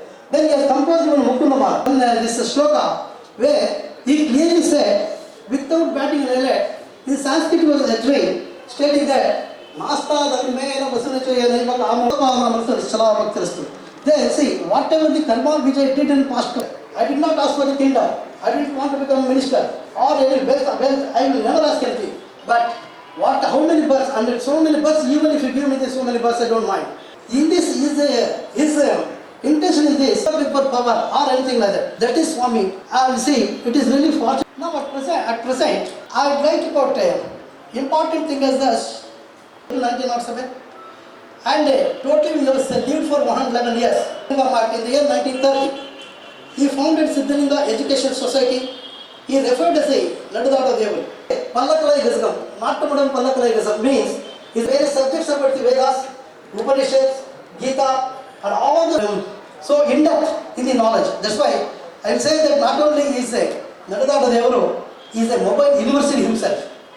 Then, in the year 2000, Shivakumar Swami is also known as Nadadada Devaru, Kayika Yogi, Trividharma Dasohi, Abhinava Basavana. Swami was born on 1st April 1907 at Veerapura village at near Magadi, and when he was 8 years old, he has lost his mother to Shivakumar Swami, and he was appointed the heir to this our Shivalinga Swami. Shivalinga Swami was and he has joined and he has given the title of Shivakumar Swami on 3rd March 1930 and initiated as the heir to this particular Shivaganga Math. Shivayogi Swami was died on 11/1/1941, and Shivakumar Swami assumed the charge of Math from 3rd March 1930. And Shivakumar Swami has founded 132 institutions for education, training, ranging from the nursery school to the college for engineering, science, arts and management classes. He is teaching traditional Sanskrit and modern science. As you know very well, maintaining the one family itself is a very difficult, toughest task. Here Swamiji was maintained 132 institutions with all these. In the present day Gurukula system, at present, in the present Gurukula, 10,000 members, 10,000 people are getting the education. Free education. Absolutely, there is no caste, creed or anything like that. Anybody who is aged about 5 to 6 years, they can join the institution. They will get the free food, free education, and free food and free education. And they mold themselves as the come out of the institution. Here, not only the Hindus, not only the Christians, Muslims are also, boys are also there. They are getting the education, food and shelter. It is called as a Trividharma Dasoham. Then Swamiji was widely recognized for his philanthropical work. Government of Karnataka has announced the institution of the Shivakumara Swami Prashishta Pradhisthana in 2007. In the said Swami was lived for 100 years. To 2007, on the account of central celebration, Karnataka government has conferred with the highest civilian award, that is Karnataka Ratna was awarded. And the Government of India in 2015 has awarded with the Padma Bhushan Prashasti, our Padma Bhushan award. In 1965, Karnataka University has conferred with a doctorate. See, this is the qualifications of the Swami. Then, see, I would like to quote one important aspect. See, Mother Teresa has done the humanitarian work.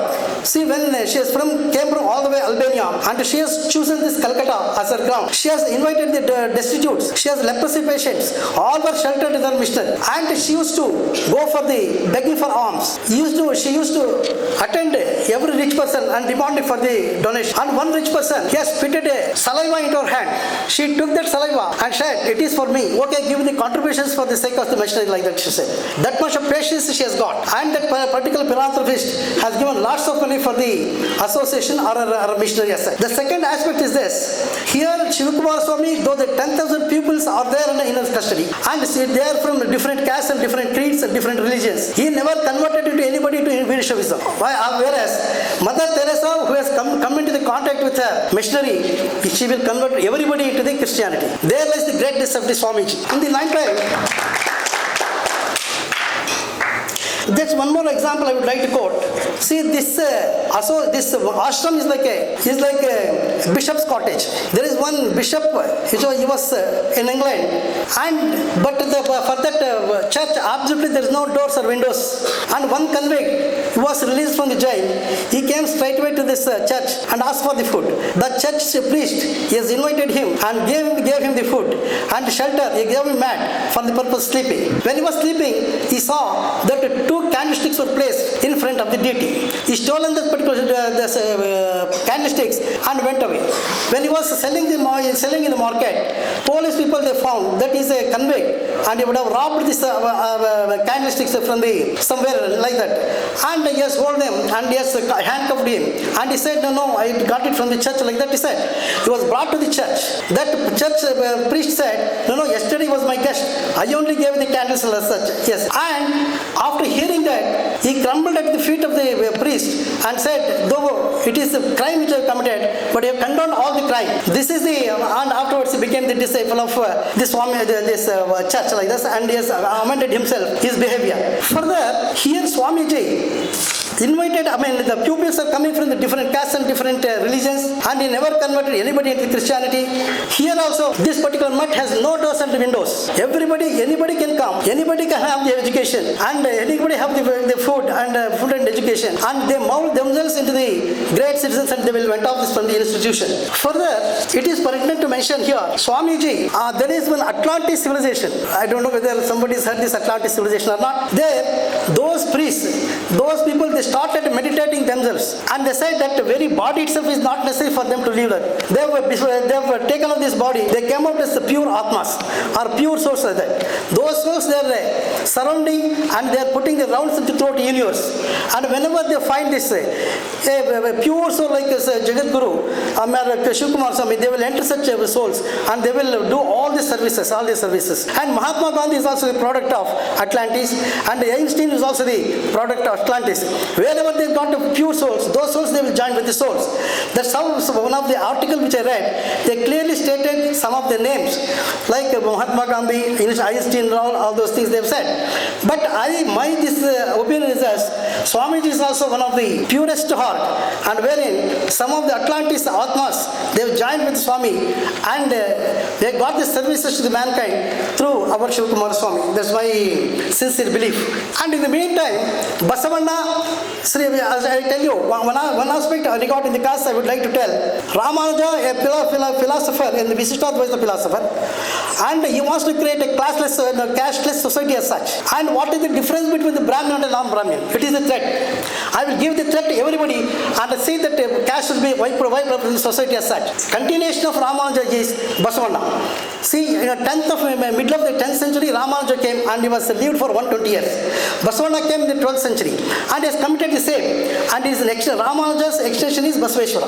Basaveshwara also said, see, he has constituted the Anubhava Mandapa. So many religious people they used to gather and they will discuss about the religious matter and such. If 10 Ramanujas would have been born in this country, if 10 Basavanas would have been born in this country, entire caste system would have been wiped out. This is my sincere and personal opinion. Then see, regarding Swami, as I said, he never practiced any casteism in his institution. Anybody can come and they can take the food and they went off. It is my opportunity, it is my fortune that I met Swamiji and I have some interaction somewhere in 2009 or 2010 like this, and I know him fully. Swamiji, before concluding my speech, I would like to tell, see, before concluding my speech, one important poetry which was composed by Rabindranath Tagore. And in that Tagore they said, where the mind is without fear and the head held desire, where the knowledge is free, where the world has not been broken up fragments by the narrow domestic walls, where the words come out from the depth of truth, where the tireless striving straight sounds towards perfection, where the very clear stream of reason has not its way to dreary deserved dead habit, where the mind is led forward with thee into ever widening thought and action, into the heaven of freedom. My father, let my country wake.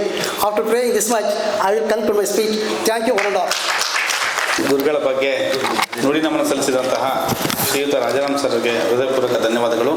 ಈಗ ಅವರಿಗೆ ಗೌರವ ಸಮರ್ಪಣೆ ಆತ್ಮ ಹಿರೇಮಠ ಅವರು, ಕೀರ್ತಿ ಪ್ರಸಾದ್ ಅವರು, Manjunath B Gaud ಅವರು, ಚಂದ್ರಶೇಖರ್ ಚನ್ನಸ್ಪುರ ಅವರು. ಬಂಧುಗಳೇ, ಇಂದಿನ ದಾಸೋಹ ರಾಜಾರಾಮ್ ಅವ್ರದ್ದು ಸನ್ಮಾನ ಆಗ್ತಾ ಇದೆ. ರಾಜಾರಾಮ್ ಅವರಿಗೆ ಇದನ್ನ ಪ್ರಸಾದದಲ್ಲಿ ರಾಜಾರಾಮ್ ಬ್ರ್ಯಾಂಡ್ ಪುಳಿಯೋಗರೆ, ಸಕ್ಕರೆ ಪೊಂಗಲ್, ವಡೆ ಇವೆಲ್ಲ ಇರುವುದರಿಂದ ಪ್ರಸಾದವನ್ನು ಎಲ್ಲರೂ ಸ್ವೀಕರಿಸಿ ಶಾಂತಚಿತ್ತರಾಗಿದ್ದು ಗುರುಗಳ ಆಶೀರ್ವಚನವನ್ನು ಕೇಳಿಕೊಂಡು ದಯವಿಟ್ಟು ಪ್ರಸಾದವನ್ನು ಸ್ವೀಕರಿಸಿ ಹೋಗ್ಬೇಕಂತ ತಮ್ಮಲ್ಲಿ ವಿನಯದಿಂದ ಬೇಡ್ಕೊಳ್ತಾರೆ.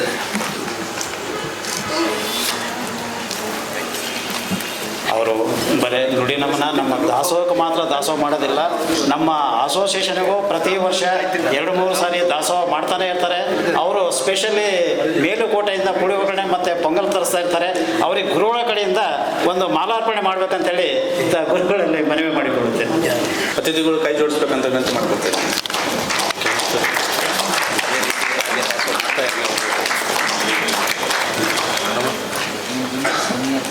ಧನ್ಯವಾದಗಳು.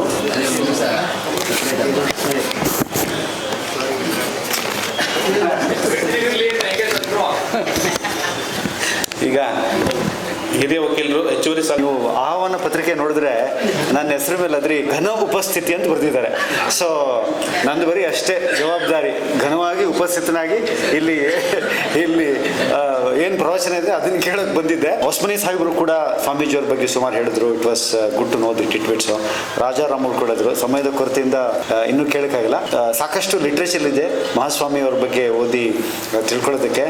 ದೇವದಾಸ್ ಅವರು ಹೇಳ್ದಂಗೆ ಮಹಾಸ್ವಾಮೀಜಿಯವರ ಜೀವನವೇ ಒಂದು ಸಂದೇಶ ನಮಗೆ. ಅದನ್ನೆಲ್ಲ ನೋಡಿ ನಾವು ಸ್ವಾಮೀಜಿಯವರ ಆಶೀರ್ವಾದ ಎಲ್ರಿಗೂ ಇರಲಿ ಅಂತ ಭಾವಿಸುತ್ತಾ ನನ್ನನ್ನು ಇಲ್ಲಿ ಕರೆಸಿ ಗೌರವಿಸಿದ್ದಕ್ಕೆ ಈ ಕಾರ್ಯಕ್ರಮ ಏರ್ಪಡಿಸಿರುವ ತಂಡಕ್ಕೆ ನನ್ನ ನಮನಗಳು ಹಾಗೂ ಹೃತ್ಪೂರ್ವಕವಾದ ವಂದನೆಗಳು. Thank you. ಗುರುಗಳ ಬಗ್ಗೆ ತುಂಬ ಕಡಿಮೆ ಅವಧಿನಲ್ಲಿ ಅನಿಸಿಕೆಗಳು ಹೇಳಿದಂತಹ ಶ್ರೀಯುತ ಅರವಿಂದ್ ಕಾಮತ್ ಅವರಿಗೆ ಹೃದಯಪೂರ್ವಕ ಧನ್ಯವಾದಗಳು. ಇವರಿಗೆ ಗೌರವ ಸಮರ್ಪಣೆ ವಕೀಲರ ಮಿತ್ರರಾದಂತಹ ಆತ್ಮ ಹಿರೇಮಠ ಅವರು, ರೇಣುಕಾ ಪಾಟೀಲ್ ಅವರು, ಜಗದೀಶ್ ಕುಮಾರ್ ಅವರು ಇವರಿಂದ ಗೌರವ ಸಮರ್ಪಣೆ. ನಿಮ್ಮದು ಹೇಳ್ಬಿಟ್ಟಿದ್ದಾರೆ.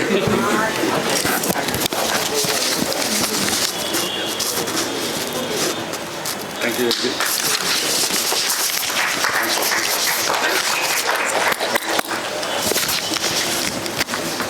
ಇವರು ನಾನು ನಮ್ಮ ಕ್ಯಾಪ್ಟನ್ ಅಂತೇಳಿ ಕರಿತೇನೆ. ಇವ್ರ ಕೆಳಗಡೆ ನಾನು ಕೆಲಸ ಮಾಡ್ತಾ ಇರೋದು ಸೆಂಟ್ರಲ್ ಗೌರ್ಮೆಂಟಲ್ಲಿ ಇವರ ಅಂಡರಲ್ಲಿ ಕೆಲಸ ಮಾಡೋ ನನಗೆ ತುಂಬ ಹೆಮ್ಮೆ ವಿಷಯ. ಅವರಿಗೆ ಸಮರ್ಪಣೆಗಾಗಿ ಈ ವೇದಿಕೆಯನ್ನು ಕರೆಸಿದರು. ಹಾಗಾಗಿ ಅವ್ರ ಗೌರವ ಸ್ವೀಕರಿಸೋಕ್ಕೆ ನಾನು ತುಂಬ ಆಭಾರಿಯಾಗಿದ್ದೇನೆ. ಅವರಿಗೆ ಸಮರ್ಪಿಸಿದಂತಹ ವಕೀಲ ಮಿತ್ರರಿಗೆ ಹೃದಯಪೂರ್ವಕ ಧನ್ಯವಾದಗಳು. ಈಗ ಪರಮ ಪೂಜ್ಯ ಧರ್ಮಗುರು ವೀರಭದ್ರ ಚನ್ನಮಲ್ಲ ದೈಶಿಕೇಂದ್ರ ಮಹಾಸ್ವಾಮೀಜಿಗಳವರು ಕಾರ್ಯಕ್ರಮ ಉದ್ದೇಶಿಸಿ ಮಾತಾಡಬೇಕಂತ ವಿನಂತಿ ಮಾಡಿಕೊಳ್ತೀವಿ. ತ್ರಿವಿಧ ದಾಸೋಹ ತತ್ವಕ್ಕೆ ಶ್ರೇಷ್ಠ ನಿದರ್ಶನವಾಗಿರ್ತಕ್ಕಂಥ ಸಿದ್ಧಗಂಗೆಯ ಶಿವ ಬೆಳಗು ಶಿವಕುಮಾರ ಮಹಾಸ್ವಾಮಿಗಳವರ 7ನೆಯ ಸಂಸ್ಮರಣೆಯ ಈ ಶುಭ ಸಮಾರಂಭದಲ್ಲಿ ಪಾಲ್ಗೊಂಡಿರ್ತಕ್ಕಂಥ ಎಲ್ಲ ಮಹನೀಯರೇ, ಆಹ್ವಾನಿತರೆ, ಮಾನ್ಯರೇ, ಈಗಾಗಲೇ ಸಾಕಷ್ಟು ಸಮಯ ಆಗಿದೆ. ಗುರುಗಳ ಕುರಿತು, ಅವರ ಜೀವನದ ವಿವಿಧ ಘಟ್ಟಗಳ ಕುರಿತು, ಅವರ ಸಾಧನೆಯ ಕುರಿತು ನ್ಯಾಯಮೂರ್ತಿಗಳು, ಸಚಿವರು ಮತ್ತು ರಾಜಾರಾಮ್ರವರು ತಿಳಿಸಿಕೊಟ್ಟಿದ್ದಾರೆ. 12ನೇ ಶತಮಾನದಲ್ಲಿ ತ್ರಿವಿಧ ದಾಸೋಹ ಅನ್ನುವ ಪರಿಕಲ್ಪನೆ ಏನಿದೆ ಅದು ಧಾರ್ಮಿಕ ನೆಲೆಗಟ್ಟಿದ್ದಾಗಿತ್ತು. ದಾಸಃ ಅಹಂ ಇತಿ ಭಾವಃ ದಾಸೋಹ. ಇದು ಆ ದಾಸೋಹ ಅಂತ ಏನು ಶಬ್ದದ ವ್ಯುತ್ಪತ್ತಿ ದಾಸಃ ಅಹಂ, ನಾನು ದಾಸ ಅನ್ನುವ ಭಾವದಿಂದ ಸೇವೆಯನ್ನು ಮಾಡತಕ್ಕಂಥದ್ದಕ್ಕೆ ದಾಸೋಹ ಅಂತ ಕರೀತಾ ಇತ್ತು.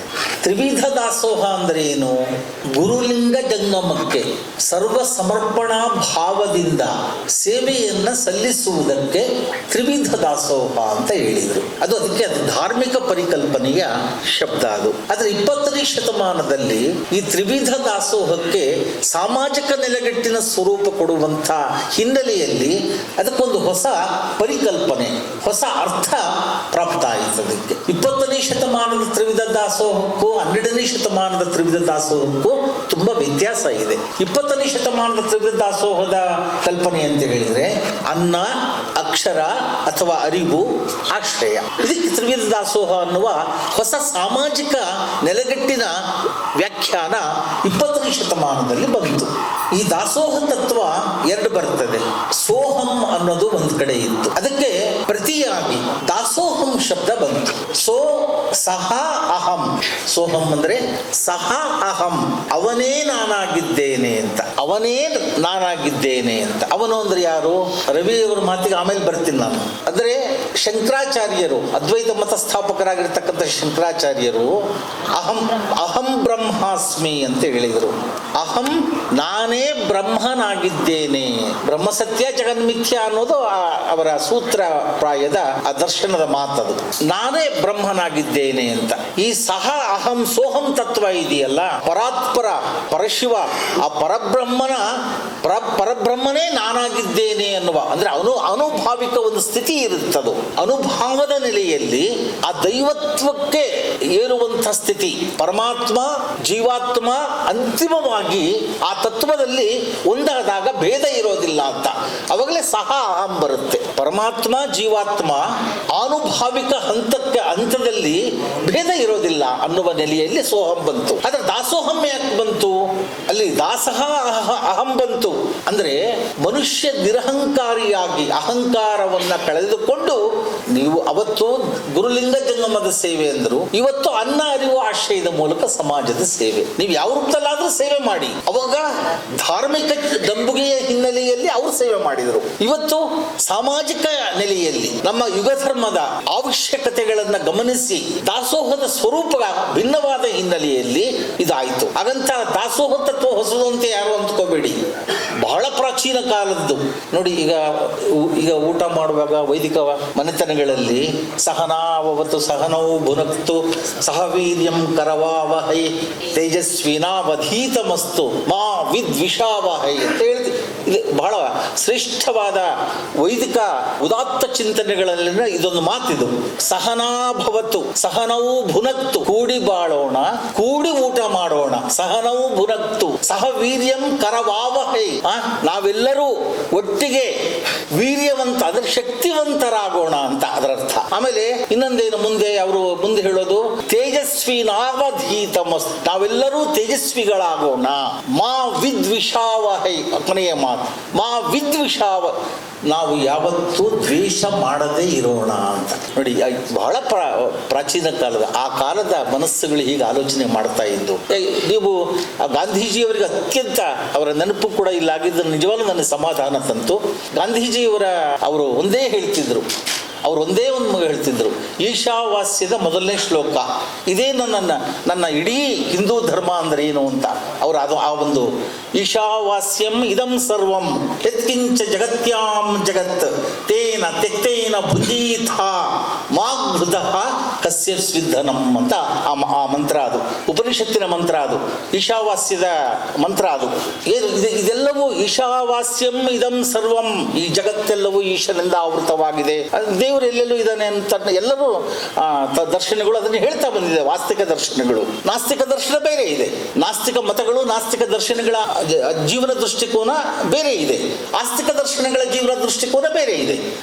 ಅಲ್ಲಿ ಎಂಥ ಮಾತು ಬರ್ತದೆ, ಅಲ್ಲಂಗೆ ಬಾ ವಿದ್ವಿಷಾವಹೆ, ದ್ವೇಷ ಮಾಡದೇ ಇರೋಣ, ದ್ವೇಷ ಮಾಡೋದು ಬೇಡ ಅಂತ ಅಲ್ಲಂಗೆ ಹೇಳ್ತಾರೆ. ಇಲ್ಲಿ ದುರಾಶೆ ಬೇಡ ಅಂತ ಹೇಳ್ತದೆ ಈ ಮಂತ್ರ. ದುರಾಶೆ ಬೇಡ, ಹಂಚಿಕೊಂಡು ನೋಡ. ನೋಡಿ, ಇಡೀ ಭಾರತೀಯ ಧರ್ಮಗಳ, ಭಾರತೀಯ ತತ್ವಶಾಸ್ತ್ರದ, ಭಾರತೀಯ ಸಂಸ್ಕೃತಿಯನ್ನ ಒಂದು ಮಾತಿನಲ್ಲಿ ಹೇಳಿ ಅಂತ ಯಾರಾದ್ರೂ ನನ್ನನ್ನು ಕೇಳಿದ್ರೆ, ಕೂಡಿ ಬಾಳೋದು, ಹಂಚಿಕೊಂಡು ಊಟ ಮಾಡೋದು, ಇದು ಇವೆಲ್ಲ ದರ್ಶನಗಳಲ್ಲೂ ಇದು ಬಂದಿದೆ. ಕೂಡಿ ಬಾಳೋದು, ಹಂಚಿಕೊಂಡು ಊಟ ಮಾಡೋದು. ಈಗಲೂ ಅದಕ್ಕಾಗಿ ನಿಮ್ಮ ಸಂವಿಧಾನವನ್ನು ಅದನ್ನೇ ಹೇಳುತ್ತೆ. ಇತರೆ ಚಿಂತನೆಗಳು, ಹೊಸ ಆಲೋಚನಾ ಪರಂಪರೆಗಳು ಅದನ್ನೇ ಹೇಳುತ್ತೆ. ಹಾಗಂತ ನಾಸ್ತಿಕ ದರ್ಶನಗಳು ಹೇಳಿಲ್ಲ ಅಂದ್ಕೋಬೇಡ್ರಿ. ಇದು ಬರೀ ಇಲ್ಲಿ ಆಸ್ತಿಕ ನಾಸ್ತಿಕತೆ ಬರೋದಿಲ್ಲ.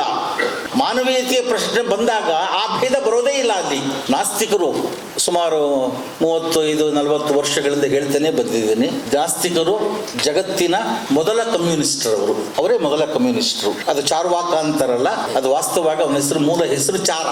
ಆಮೇಲೆ ಅವನು ಪ್ರೀತಿಯ ಸವಿಯಾದ ಮಾತುಗಳನ್ನ ಆಡುವವನು ಚಾರುವಾಕ ಅಂತ ಮಾಡ್ಕೊಂಡ್ರು ಆಮೇಲೆ ವೈದಿಕರು. ಚಾರ ಅಷ್ಟೇನೆ, ನಿಮ್ಮ ಆಚಾರಕ್ಕೂ ಅವನೇ ಬೇಕು, ವಿಚಾರಕ್ಕೂ ಅವನೇ ಬೇಕು. ಆ ಚಾರ ಇಲ್ಲದೆ ಇದ್ರೆ ಏನೂ ಆಗೋದೇ ಇಲ್ಲ. ಅದು ಬೇರೆ ವಿಷಯ, ಸಂಶೋಧನೆ ವಿಷಯ. ಈ ಚಾರ ಇದಾನಲ್ಲ, ಆತ ಮೊಟ್ಟ ಮೊದಲಿಗೆ ವೈಚಾರಿಕತೆಗಾಗಿ, ಶೋಷಣೆಯ ವಿರುದ್ಧವಾಗಿ, ಅಷ್ಟೇ ಅಲ್ಲ ಹಿಂಸೆಯ ವಿರುದ್ಧವಾಗಿ ಮೊದಲ ಹುತಾತ್ಮನಾದವನು ಚಾರಿತ್ರಿಕವಾಗಿ. ಯಾರು? ಅವನು ಚಾರ ಅನ್ನೋನು, ಚಾರ್ವಾಕ ಅನ್ನೋನು. ಧರ್ಮಸ್ಥಳ ಧರ್ಮರಾಯನ ಯುಧಿಷ್ಠಿರನ ಧರ್ಮಸಭೆಯಲ್ಲಿ ನಿಂತು ಅವರು ಮಾಡುವ ಯುದ್ಧವನ್ನು ವಿರೋಧ ಮಾಡ್ತಾನ ಅವನು. ನಿಮ್ಮ ಸ್ವಾರ್ಥಕ್ಕಾಗಿ ಯಾಕೆ ನೀವು ಮಕ್ಕಳನ್ನ ಬಲಿ ಕೊಡ್ತೀರಿ, ಹೆಣ್ಮಕ್ಳನ್ನ ವಿಧವೆಯರನ್ನು ಮಾಡ್ತೀರಿ, ಆ ವೃದ್ಧರನ್ನ ಯಾಕೆ ಹಿಂಸಿಸ್ತೀರಿ, ಆ ಪರಿಸರ ಇದನ್ನೆಲ್ಲ ನಾಶ ಮಾಡ್ತೀರಿ, ನಿಮ್ಮ ಯುದ್ಧವನ್ನ ನಾನು ವಿರೋಧಿಸ್ತೀನಿ, ನಿಮ್ಮ ಹಿಂಸಾ ದೃಷ್ಟಿಯನ್ನ, ನಿಮ್ಮ ರಾಜತ್ವವನ್ನ ಇದೆಲ್ಲ ಬರ್ತಕ್ಕಂಥದ್ದು. ಹಾಗಾಗಿ ಅವರು ಹುತಾತ್ಮರಾಗ್ತಾನೆ. ಇವತ್ತು ಗಾಂಧೀಜಿ ಹುತಾತ್ಮರಾದ ದಿನ, ಅದು ಕೂಡ ನಮ್ಮ ಗುರುಗಳ ಸ್ಮರಣೆಯ ಜೊತೆಗೆ ಗಾಂಧೀಜಿಯವರು ಹುತಾತ್ಮರಾದ ದಿನ ಇವತ್ತು. ಒಬ್ಬ ಗೋಡ್ಸೆ ಅವ್ರ ಜೀವಕ್ಕೊಂಡಿದ್ದ, ಹತ್ಯೆ ಮಾಡ್ದ.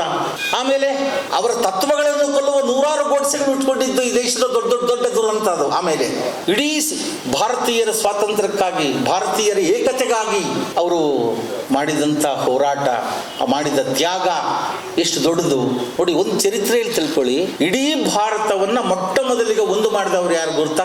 ಇಡೀ ಭಾರತವನ್ನ ರಾಜಕೀಯವಾಗಿ, ಧಾರ್ಮಿಕವಾಗಿ, ಸಾಂಸ್ಕೃತಿಕವಾಗಿ ಭಾರ, ಅವನಿಂದಲೇ ಭಾರತ ಅಂತ ಹೆಸರು ಬಂದಿದ್ದು. ಮುಂದೆ ಯಾರು ಭಾರ ಅಂದ್ರೆ, ನೀವು ಯಾರು ಗಣಪತಿ ಅಂತ ಪೂಜೆ ಮಾಡ್ತೀರಲ್ಲ, ಅವನ ಮೂಲ ಹೆಸರು ಭಾರ. ಅವನು ಯಾರ ಮಗ? ಬೋರನ ಮಗ, ಶಿವನ ಮಗ. ಶಿವನ ಮೂಲ ಹೆಸರು ಬೋರ.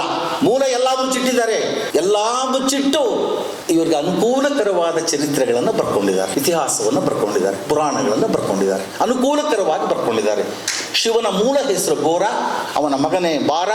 ಅವನಿಂದಲೇ ಭಾರತಕ್ಕೆ, ದೇಶಕ್ಕೆ ಹೆಸರು ಬಂದಿದ್ದು.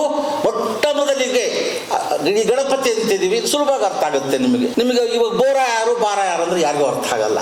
ಬಾರ ಅಂತಕ್ಕಂಥ ಅವನಿಂದ ಈ ದೇಶ ಮೊಟ್ಟ ಮೊದಲಿಗೆ ರಾಜಕೀಯವಾಗಿ, ಧಾರ್ಮಿಕವಾಗಿ, ಸಾಂಸ್ಕೃತಿಕವಾಗಿ ಒಂದಾಯಿತು. ನೆಕ್ಸ್ಟ್ ಆಮೇಲೆ ಇಡೀ ಭಾರತವನ್ನು ಒಂದು ಮಾಡುವ ಪ್ರಯತ್ನದಲ್ಲಿ ಯಶಸ್ವಿಯಾದವನು ಅಶೋಕ ಚಕ್ರವರ್ತಿ. ನೆಕ್ಸ್ಟ್ ಸಕ್ಸಸ್ ಆದವನು.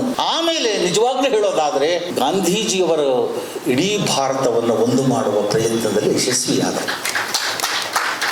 ಗಾಂಧೀಜಿ ಇಲ್ಲದೆ ಹೋಗಿದ್ರೆ ಭಾರತದ ರಾಜಕೀಯ ಸ್ವರೂಪ ಬೇರೆ ಆಗ್ತಾ ಇತ್ತು, ಸ್ವಾತಂತ್ರ್ಯದ ಹೋರಾಟ ಹೊಸ ದಿಕ್ಕನ್ನ ಪಡಿತಾ ಇತ್ತು, ಅದು ಬೇರೆ ರೀತಿಯಲ್ಲಿ ಹೋಗ್ತಾ ಇತ್ತು. ಅದು ಆದರೆ ಗುರ್ತಿತ್ತು ಅವರಿಗೆ. ನೋಡಿ, ಈ ದೇಶವನ್ನ ಒಂದು ಮಾಡಿಸುವಂತ ಶಕ್ತಿ ಇರೋದು ಗಾಂಧಿ ಒಬ್ಬರಿಗೆ ಅಂತ ಬಹಳ ಆವತ್ತಿನ ಮೇಧಾವಿಗಳಿಗೆ, ಸಮಾಜ ಸುಧಾರಕರಿಗೆ, ಬುದ್ಧಿವಂತರಿಗೆ ಎಲ್ಲ ಗುರ್ತಿತ್ತು. ಸ್ವತಂತ್ರ ಆಗೋವರೆಗೂ ಉಳಿಸ್ಕೊಂಡ್ರು, ಸ್ವತಂತ್ರ ಬಂದ 6 ತಿಂಗಳಿಗೆ ಹೊಡೆದಾಕಿದ್ರು. ಇದನ್ನ ಅರ್ಥ ಮಾಡ್ಕೋಬೇಕು ನಮ್ಮ ಜನ. ಆ ಥರ ಚೆನ್ನಾಗಿ ನಡೆದು ಹೋದಂಥದ್ದು. ಈಗ ಶಿವಕುಮಾರ ಸ್ವಾಮಿಗಳು ಅವರು ನಾನು ನೋಡಿದೆ ಈ ಆಹ್ವಾನ ಪತ್ರಿಕೆ, ನೀವು ಅವರಿಗೆ ಯಾವ ವಿಶೇಷಣಗಳನ್ನ ಬಳಸಿ ಹೇಳಿದ್ರು ಅದು ಕಡಿಮೆ, ಭಾರತ ರತ್ನನೂ ಕಡಿಮೆ. ಅವರ ತ್ಯಾಗ, ಸಾಧನೆ, ಸೇವೆಯಿಂದ ಅವರು ವಿಶ್ವರತ್ನ ಆಗಿಬಿಟ್ಟಿದ್ದಾರೆ. ನಾವು ಹೇಳುವ ಅವೆಲ್ಲವೂ ಕಡಿಮೆ. ಆದ್ರೆ ಒಂದು ರಾಜಾರಾಮ್ ಹೇಳ್ತಾ ಇದ್ರು, ಅವ್ರನ್ನ ಕರೆದು ಬೇರೆ ದಿನದಲ್ಲಿ ಉಪನ್ಯಾಸ ಒಂದೆರಡು ತಾಸು ಕೊಡಿ ಅವರಿಗೆ, ಅವ್ರು ಒಳ್ಳೆ ಊಟ ಹಾಕೋದಷ್ಟೇ ಅಲ್ಲ, ಒಳ್ಳೆ ವಿಚಾರಗಳನ್ನು ಕೊಡ್ತಾರೆ. ತ್ರಿವಿಧ ದಾಸೋಹಿ, ಕಲಿಯುಗ ಬಸವಣ್ಣ ಅಂತ ಇನ್ನೊಂದು ವಿಶೇಷಣ ಇಲ್ಲಿದೆ. ಇದು ಕಾಲದ ದೋಷಕ್ಕೆ ಒಳಗಾಗ್ತದೆ, ಔಚಿತ್ಯ ದೋಷಕ್ಕೆ ಒಳಗಾಗುತ್ತೆ. ಇದನ್ನು ಈ ರೀತಿ ಬಳಸಬಾರ್ದು. ನೀವು ಬೇಕಾದ್ರೆ ಅಭಿನವ ಬಸವಣ್ಣ ಅಂತ ಬಳಸಿ, ಆಧುನಿಕ ಬಸವಣ್ಣ ಅಂತ ಬಳಸಿ. ಈ ಕಾಲದ ಔಚಿತ್ಯ ಏನು ಅಂತ ಹೇಳಿದ್ರೆ, ಈಗ ಕಲಿಯುಗ ಅಂದ್ರೇನು? ಈ ನಮ್ಮ ಪುರಾಣಗಳು 4 ಯುಗಗಳ ಕಲ್ಪನೆಯನ್ನು ಮಾಡ್ಕೊಂಡಿದ್ದಾವೆ. ಕೃತ, ತ್ರೇತ, ದ್ವಾಪರ, ಕಲಿ ಅಂತ 4 ಯುಗಗಳು. ಒಂದೊಂದಕ್ಕೆ ಆಯುಷ್ಯ ಎಷ್ಟು ಗುರುತಾ? ಈಗ ಕಲಿಯುಗದ ಮೊದಲನೇ ಪಾದದಲ್ಲಿದ್ದೀವಿ ಪುರಾಣಗಳ ಪ್ರಕಾರ. ಈಗ ಕಲಿಯುಗದ ಮೊದಲನೇ ಪಾದದಲ್ಲಿದ್ದೀವಿ. 4,32,000 ವರ್ಷಗಳ ಆಯುರ್ಮಾನ ಈ ಕಲಿಯುಗಕ್ಕೆ ಪುರಾಣಗಳ ಪ್ರಕಾರ. 4,32,000 ವರ್ಷಗಳು ಈ ಕಲಿಯುಗದ ಪ್ರಮಾಣ, ಆಯುಷ್ಯ ನಿಗದಿ ಮಾಡಿರೋದವು. ಈ ಕೃತ ಬರುತ್ತಲ್ಲ, ಒಟ್ಟು ಕೃತ ತ್ರೇತ್ರ, ಕೃತಯುಗದ 4ನೇ ಒಂದು ಭಾಗಕ್ಕೆ ಬಂದಿದೆ ಇವಾಗ ಕಲಿಯುಗದ ಆಯುಷ್ಯ. ಅವರ ಪುರಾಣಗಳ ಕಲ್ಪನೆ ಧಾರ್ಮಿಕ ಚೌಕಟ್ಟಿನಲ್ಲಿ ಅವ್ರದ್ದೊಂದು ರೀತಿಯಲ್ಲಿ ಅವ್ರು ಕಲ್ಪನೆ ಮಾಡ್ಕೊಂಡಿದ್ದಾರೆ. ಒಟ್ಟು ಎಷ್ಟು ಗುರುತಾ? ಅವರ ಒಟ್ಟು ಇದು 40,20,000 ವರ್ಷಗಳು ಕಳೆದ್ರೆ ಈ ಒಂದು ಯುಗದ ಚೌಕಟ್ಟು ಮುಗಿಯುತ್ತೆ. ಮತ್ತು ವಿಜ್ಞಾನ ಅದು ಬೇರೆ, ವಿಕಾಸವಾದ ವಿಜ್ಞಾನ ಅದು ವಿಭಿನ್ನ ರೀತಿಯಲ್ಲಿ ಅದು ರೂಪಿಸಿಕೊಂಡಿದೆ. ಪುರಾಣಗಳ ಕಲ್ಪನೆ ವಿಕಾಸವಾದಕ್ಕೆ ನಾವು ಸಮೀಪ ಅಂತ ಹೇಳಲಿಕ್ಕೆ ಆಗದೇ ಇರಬಹುದು. ಆದರೆ ವಿಜ್ಞಾನದ ಕೆಲವು ಅಂಶಗಳು ಏನಿದೆಯಲ್ಲ, ವಿಕಾಸವಾದಕ್ಕೆ ಸಂದರ್ಭದಲ್ಲಿ ಅಟ್ಲೀಸ್ಟ್ ಆ ಥರದ ಒಂದು ಆಲೋಚನೆಯನ್ನ ನಮ್ಮ ಪುರಾಣಕಾರರು ಮಾಡಿದ್ರು ಅಂತ ಒಂದು ಸಮಾಧಾನ ನಮಗಿದೆ. ಯಾಕಂದ್ರೆ ಮನುಷ್ಯ ಈ ಭೂಮಿ ಹುಟ್ಟಿ 500 ವರ್ಷ ಅಂತಾರೆ. ಎಲ್ಲವೂ ಸಂಭಾವ್ಯ ಊಹೆಗಳೇ. ನಾವು ಖಚಿತವಾಗಿ ಇದಮಿತ್ತಂ, ಇದು ಹೀಗೆ ಅಂತ ಖಚಿತವಾಗಿ ಹೇಳಲಿಕ್ಕೆ ಆಗಲ್ಲ. ವಿಜ್ಞಾನ ಹೇಳೋದೆಲ್ಲವೂ ಸತ್ಯ ಅಂತ ನಂಬಲಿಕ್ಕೂ ಆಗಲ್ಲ. ಅಲ್ಲೂ ಸಂಭಾವ್ಯ ಊಹೆಗಳಿರ್ತವೆ, ಧರ್ಮದಲ್ಲೂ ಸಂಭಾವ್ಯ ಊಹೆಗಳಿರ್ತವೆ. ಆ ಥರ ಈ ಕಲ್ಪನೆಗಳು ಏನು? ಒಂದು ದೀರ್ಘಕಾಲದ 84 ಲಕ್ಷ ಜೀವರಾಶಿಗಳು ಅಂತ ಒಂದಂದ್ರು. ಅವೆಲ್ಲ 84 ಯಾಕಾಗಬೇಕು? ಇಷ್ಟು ವರ್ಷಗಳಂತಾನೆ ಯಾಕೆ ಬರಬೇಕು? 4,32,432 ಯಾಕೆ ಬರಬೇಕು? ಇದು ಬೇರೆ, ಇದು ಮತ್ತೆ ಸಂಶೋಧನೆಯ ಮತ್ತು ಇತರ ವಿಚಾರ. ಇದು ಅಂದ್ರೆ ಯುಗಗಳ ಕಲ್ಪನೆ ಒಳಗಡೆ ಬಂದಾಗ ಇದು ಅನುಗುಣವಾಗಿರೋದಿಲ್ಲ. ಯಾಕಂದ್ರೆ ಬಸವಣ್ಣನವರು ಕಲಿಯುಗಕ್ಕೆ ಸೇರಿದವರು, ಶಿವಕುಮಾರ ಶಿವಯೋಗಿಗಳು ಕಲಿಯುಗಕ್ಕೆ ಸೇರಿದವರು. ಹಾಗಾಗಿ ಕಾಲದ ಹೊಂದಿಕೆ ಆಗೋದಿಲ್ಲ. ಹಾಗಾಗಿ ಆ ತರದ ಪ್ರಯೋಗವನ್ನ ನಾವು ಮಾಡೋ ರೀತಿ ಇರೋದಿಲ್ಲ. ನೀವು ಆಮೇಲೆ ಇನ್ನೂ ಒಂದು ಏನ್ ಗೊತ್ತಾ, ಸಾಮಾನ್ಯ ಒಂದು ಅಭಿಮಾನದಿಂದ ಹೋಲಿಸೋ ಪದ್ಧತಿ ಇದೆ. 2ನೇ ಅಂಬೇಡ್ಕರ್ ಅನ್ನೋದು, 2ನೇ ಬಸವಣ್ಣ ಅನ್ನೋದು, ಅಥವಾ ಈ ತರ ನಮ್ಮಲ್ಲಿ ಬಹುಶಃ ಪಾಶ್ಚಾತ್ಯ ದೇಶಗಳಲ್ಲಿ ಆ ತರದ ಪದ್ಧತಿ. ಇನ್ನು 2 ಧಾರ್ಮಿಕ ನಾಯಕರಿಗೆ, ಮಹಾಪುರುಷರಿಗೆ ಸಾಮಾನ್ಯವಾಗಿ ಹೇಳಲ್ಲ ಆ ಥರ. ನಮ್ಮಲ್ಲಿ ಒಂದು ಪದ್ಧತಿ, ಅಭಿಮಾನದಿಂದ ನಾವು ಸ್ವಲ್ಪ ಹೇಳ್ತೀವಿ ಅದನ್ನ, ಆ ಥರದ್ದು ಇದನ್ನ. ಆದರೆ ಇಡೀ ಜಗತ್ತಿಗೆ ಅವರು ಒಬ್ಬನೇ ಶಿವ, ಒಬ್ಬನೇ ಗಣಪತಿ ಅಂದರೆ ಬಾರ, ಒಬ್ಬನೇ ಬುದ್ಧ, ಒಬ್ಬನೇ ಮಹಾವೀರ, ಆ ಥರ ಒಬ್ಬನೇ ಶಂಕರಾಚಾರ್ಯ, ಒಬ್ಬರೇ ರಾಮಾನುಜಾಚಾರ್ಯ. ನಾನು ಹೇಳೋದು ಇವನ್ ಮಧ್ವಾಚಾರ್ಯರ ಸಹಿತ ತೆಗೆದುಕೊಂಡು ವಿಚಾರ ಭೇದಗಳೇನೇ ಇರಲಿ, ಒಬ್ಬರೇ ಅಂಬೇಡ್ಕರ್, ಒಬ್ಬರೇ ಗಾಂಧೀಜಿ, ಒಬ್ಬರೇ ಜೀಸಸ್ಸು, ಒಬ್ಬರೇ ಮೊಹಮ್ಮದ್ ಪೈಗಂಬರ್ರು. ಅವರಿಬ್ಬಿಬ್ರು ಇರೋಕ್ಕೆ ಸಾಧ್ಯ ಇಲ್ಲ, ಇಬ್ಬಿಬ್ರು ಹುಟ್ಟಕ್ಕೂ ಸಾಧ್ಯ ಇಲ್ಲ. ಅವೆಲ್ಲ ಜಗತ್ತಿನ ಸರ್ವಶ್ರೇಷ್ಠ ಒಂದೊಂದೇ ವ್ಯಕ್ತಿತ್ವಗಳು. ಇಬ್ಬರು 2ನೇ ಅಂತ ಅಂದರೆ ಅವರು ಇನ್ನು ಭಿನ್ನವಾಗಿರ್ತಾರೆ. ಅವರಲ್ಲಿ ಮತ್ತೆ ಕಾಲ ದೇಶ ಪರಿಸ್ಥಿತಿಗೆ ಅನುಗುಣವಾಗಿ ಅವರ ಭಿನ್ನತೆ ಅವರಲ್ಲಿ ಇರ್ತದೆ. ಹಾಗಾಗಿ ಇವರೆಲ್ಲ ಸರ್ವೋಚ್ಚ ವ್ಯಕ್ತಿತ್ವಗಳಾದ್ದರಿಂದ ಒಬ್ಬೊಬ್ಬರೇ ಇರ್ತಾರೆ. ಹಾಗಾಗಿ ನಾವು ಅಂಥ ಹೋಲಿಕೆಗಳನ್ನು ಕಡಿಮೆ ಮಾಡ್ಕೊಳ್ಳೋದು ಒಳ್ಳೆಯದು ಅಂತ ನನಗೆ ಅನ್ನಿಸ್ತದೆ.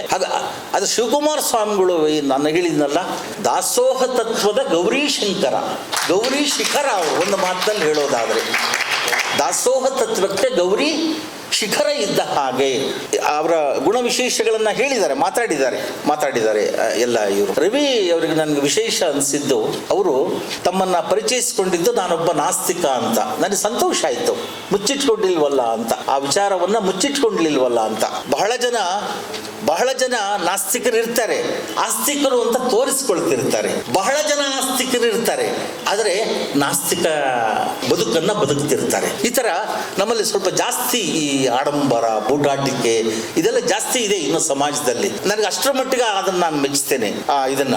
ಆದರೆ ಈಗ ನ್ಯಾಯಾಲಯದಲ್ಲಿ ನ್ಯಾಯಾಂಗ ವ್ಯವಸ್ಥೆ ಒಳಗಡೆ ಸಾಕ್ಷಿಗಳ ಕಡೆಯಿಂದ ನೀವು ಭಗವದ್ಗೀತೆಯನ್ನು ಪ್ರಮಾಣ ವಚನ ಬೋಧನೆ ಮಾಡಿಸ್ತೀರಲ್ಲ ನ್ಯಾಯಮೂರ್ತಿಗಳಾಗಿ ನ್ಯಾಯಾಲಯದಲ್ಲಿ ಸಾಕ್ಷಿಗಳ ಕಡೆಯಿಂದ ಭಗವದ್ಗೀತೆಯನ್ನು ನೀವು ಪ್ರಮಾಣ ವಚನ ಬೋಧಿಸ್ತಾರೆ, ಮುಟ್ಟು ಆಣೆ ಮಾಡಿಸ್ತಿರ್ತಾನೆ.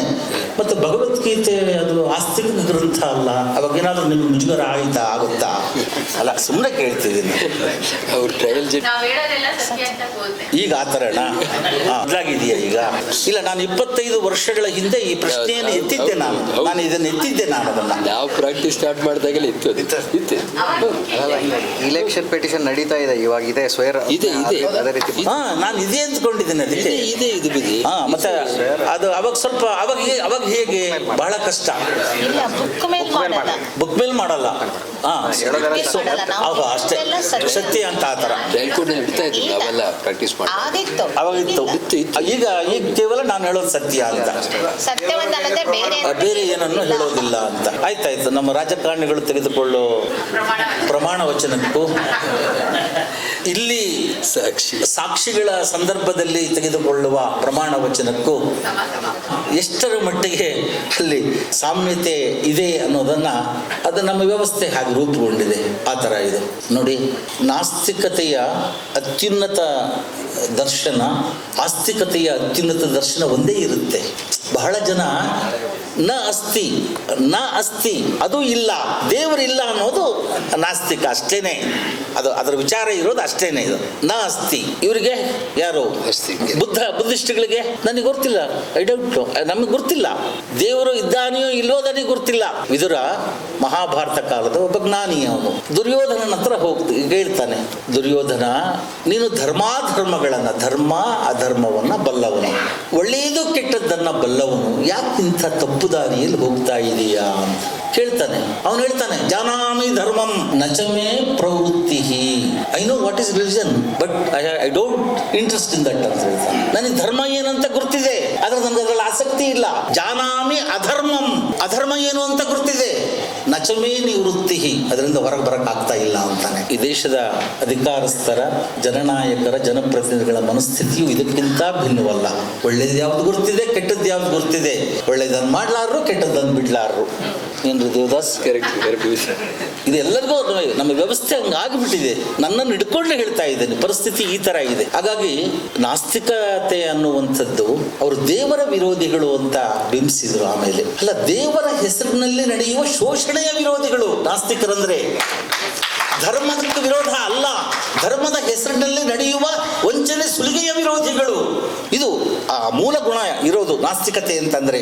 ಹಾಗಾಗಿ ಅದನ್ನು ಒಪ್ತಾರೆ ರವಿಯವರು ಅಂತ ನಾನು ಅಂದ್ಕೊಂಡಿದ್ದೇನೆ.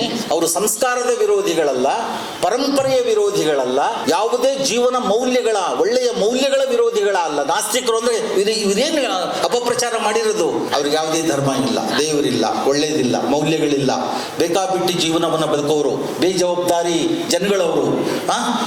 ಇಂಥ ಅಪಪ್ರಚಾರದ ಮೂಲಕ ನಾಸ್ತಿಕರನ್ನ ಇಲ್ಲಿ ಮಟ್ಟ ಹಾಕಲಾಯಿತು. ಆದರೆ ಏನು, ಒಬ್ಬ ಸ್ವಾಮಿಯಾಗಿ ನಾನು ನಾಸ್ತಿಕ ತತ್ವ ಹೇಳ್ತಾ ಇದ್ದೇನೆ ಅಂದ್ರೆ ಅದರಲ್ಲಿ ಒಳ್ಳೆ ನಮ್ಮ ಪರಂಪರೆ ಒಳ್ಳೇದು ಇಲ್ಲೇ ಇರಲಿ, ಗೌರವಿಸಬೇಕು, ಗುರುತಿಸಬೇಕು. ಆ ನಾಸ್ತಿಕ ತತ್ವದಲ್ಲಿ ಮನುಷ್ಯನ ಸ್ವಾಭಿಮಾನ ಇತ್ತು, ವಿವೇಕ ಜಾಗೃತಿ ಇತ್ತು, ಶೋಷಣೆಯ ವಿರೋಧಿ ನಿಲುವುಗಳಿತ್ತು, ಹಿಂಸೆಯ ವಿರೋಧಿ ನಿಲುವುಗಳಿತ್ತು, ವಂಚನೆ ಸುಲಿಗೆಗಳಿಂದ ಮನುಷ್ಯ ಮುಕ್ತನಾಗಬೇಕು ಅಂತಿತ್ತು. ಜಗತ್ತಿನ ಮೊಟ್ಟ ಮೊದಲ ಯಾರು ಕಾರ್ಮಿಕ ವರ್ಗದ ಸಿದ್ಧಾಂತ ಕೊಟ್ಟವರು ಚಾರ್ವಾಕರು. ಇಡೀ ಕಾರ್ಲ್ ಮಾರ್ಕ್ಸ್ ಅವರೆಲ್ಲ ಮೊನ್ನೆ ಎಲ್ಲ 19ನೇ ಶತಮಾನದವರು. 3,000 ವರ್ಷಗಳ ಹಿಂದೆ ಜಗತ್ತಿಗೆ ಮೊಟ್ಟ ಮೊದಲ ಚಾರಣ ಸಿದ್ಧಾಂತ, ಆ ನಾಸ್ತಿಕ ಸಿದ್ಧಾಂತ ಉಗಮ ಆಗಿದ್ದು ಅವರಿದ್ದ. ಮುಂದೆ ಬುದ್ಧ ಮಹಾವೀರ ಆ ದರ್ಶನವನ್ನೇ ತೆಗೆದುಕೊಂಡು ಪರಿಷ್ಕಾರ ಮಾಡಿ ಧರ್ಮದ ಸ್ವರೂಪವನ್ನು ಕೊಟ್ಟರು ಅಲ್ವಾ. ಹಾಗಾಗಿ ಅವರು ಪ್ರಾಮಾಣಿಕ ನಾಸ್ತಿಕರಾಗಿದ್ದರು ರವಿಯವರು. ಅವರು ನಿಜವಾಗಲೂ ಅದನ್ನು ನಂಬಿ ಬದುಕಲಿ. ಸ್ವಾಗತ. ಪ್ರಾಮಾಣಿಕ ಆಸ್ತಿಕರಾದವರು ತಮ್ಮ ಜೀವನ ದೃಷ್ಟಿಯನ್ನು ನಂಬಿ ಬದುಕಲಿ. ಯಾರೂ ಶ್ರೇಷ್ಠ ಅಲ್ಲ, ಯಾರೂ ಕನಿಷ್ಠ ಅಲ್ಲ, ಯಾರೂ ಕೀಳಲ್ಲ, ಯಾರೂ ಮೇಲಲ್ಲ. ಅವರವರ ಪ್ರಾಮಾಣಿಕ ನಂಬಿಕೆ, ಅವರು ಬದುಕುವ ವಿಧಾನದಿಂದ ಅವರು ಒಳ್ಳೆಯವರು, ದೊಡ್ಡವರು ಆಗ್ತಾರೆ, ಸಣ್ಣವರಾಗ್ತಾರೆ ಅಷ್ಟೇನೆ. ಶಿವಕುಮಾರ ಸ್ವಾಮಿಗಳು ಅವರಂತೂ ಪರಮ ಆಸ್ತಿಕರು.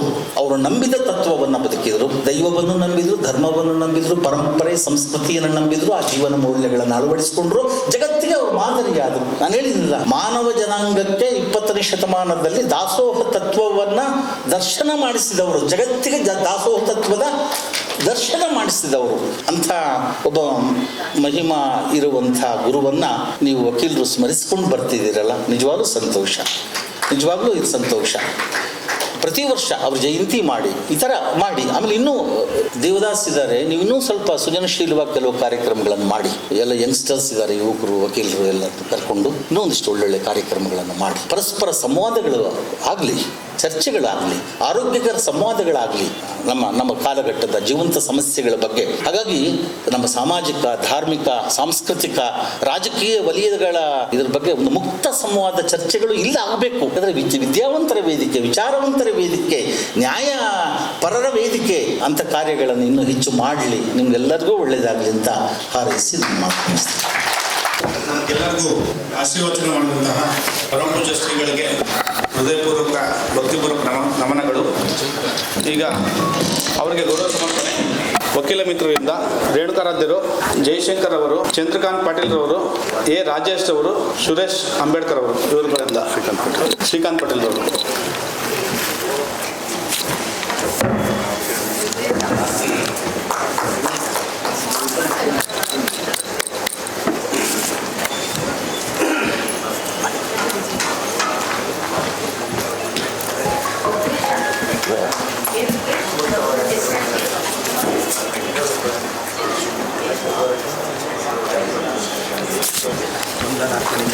ವಂದನಾರ್ಪಣೆ ಚಾಮರಾಜ್ ಅವರಿಂದ.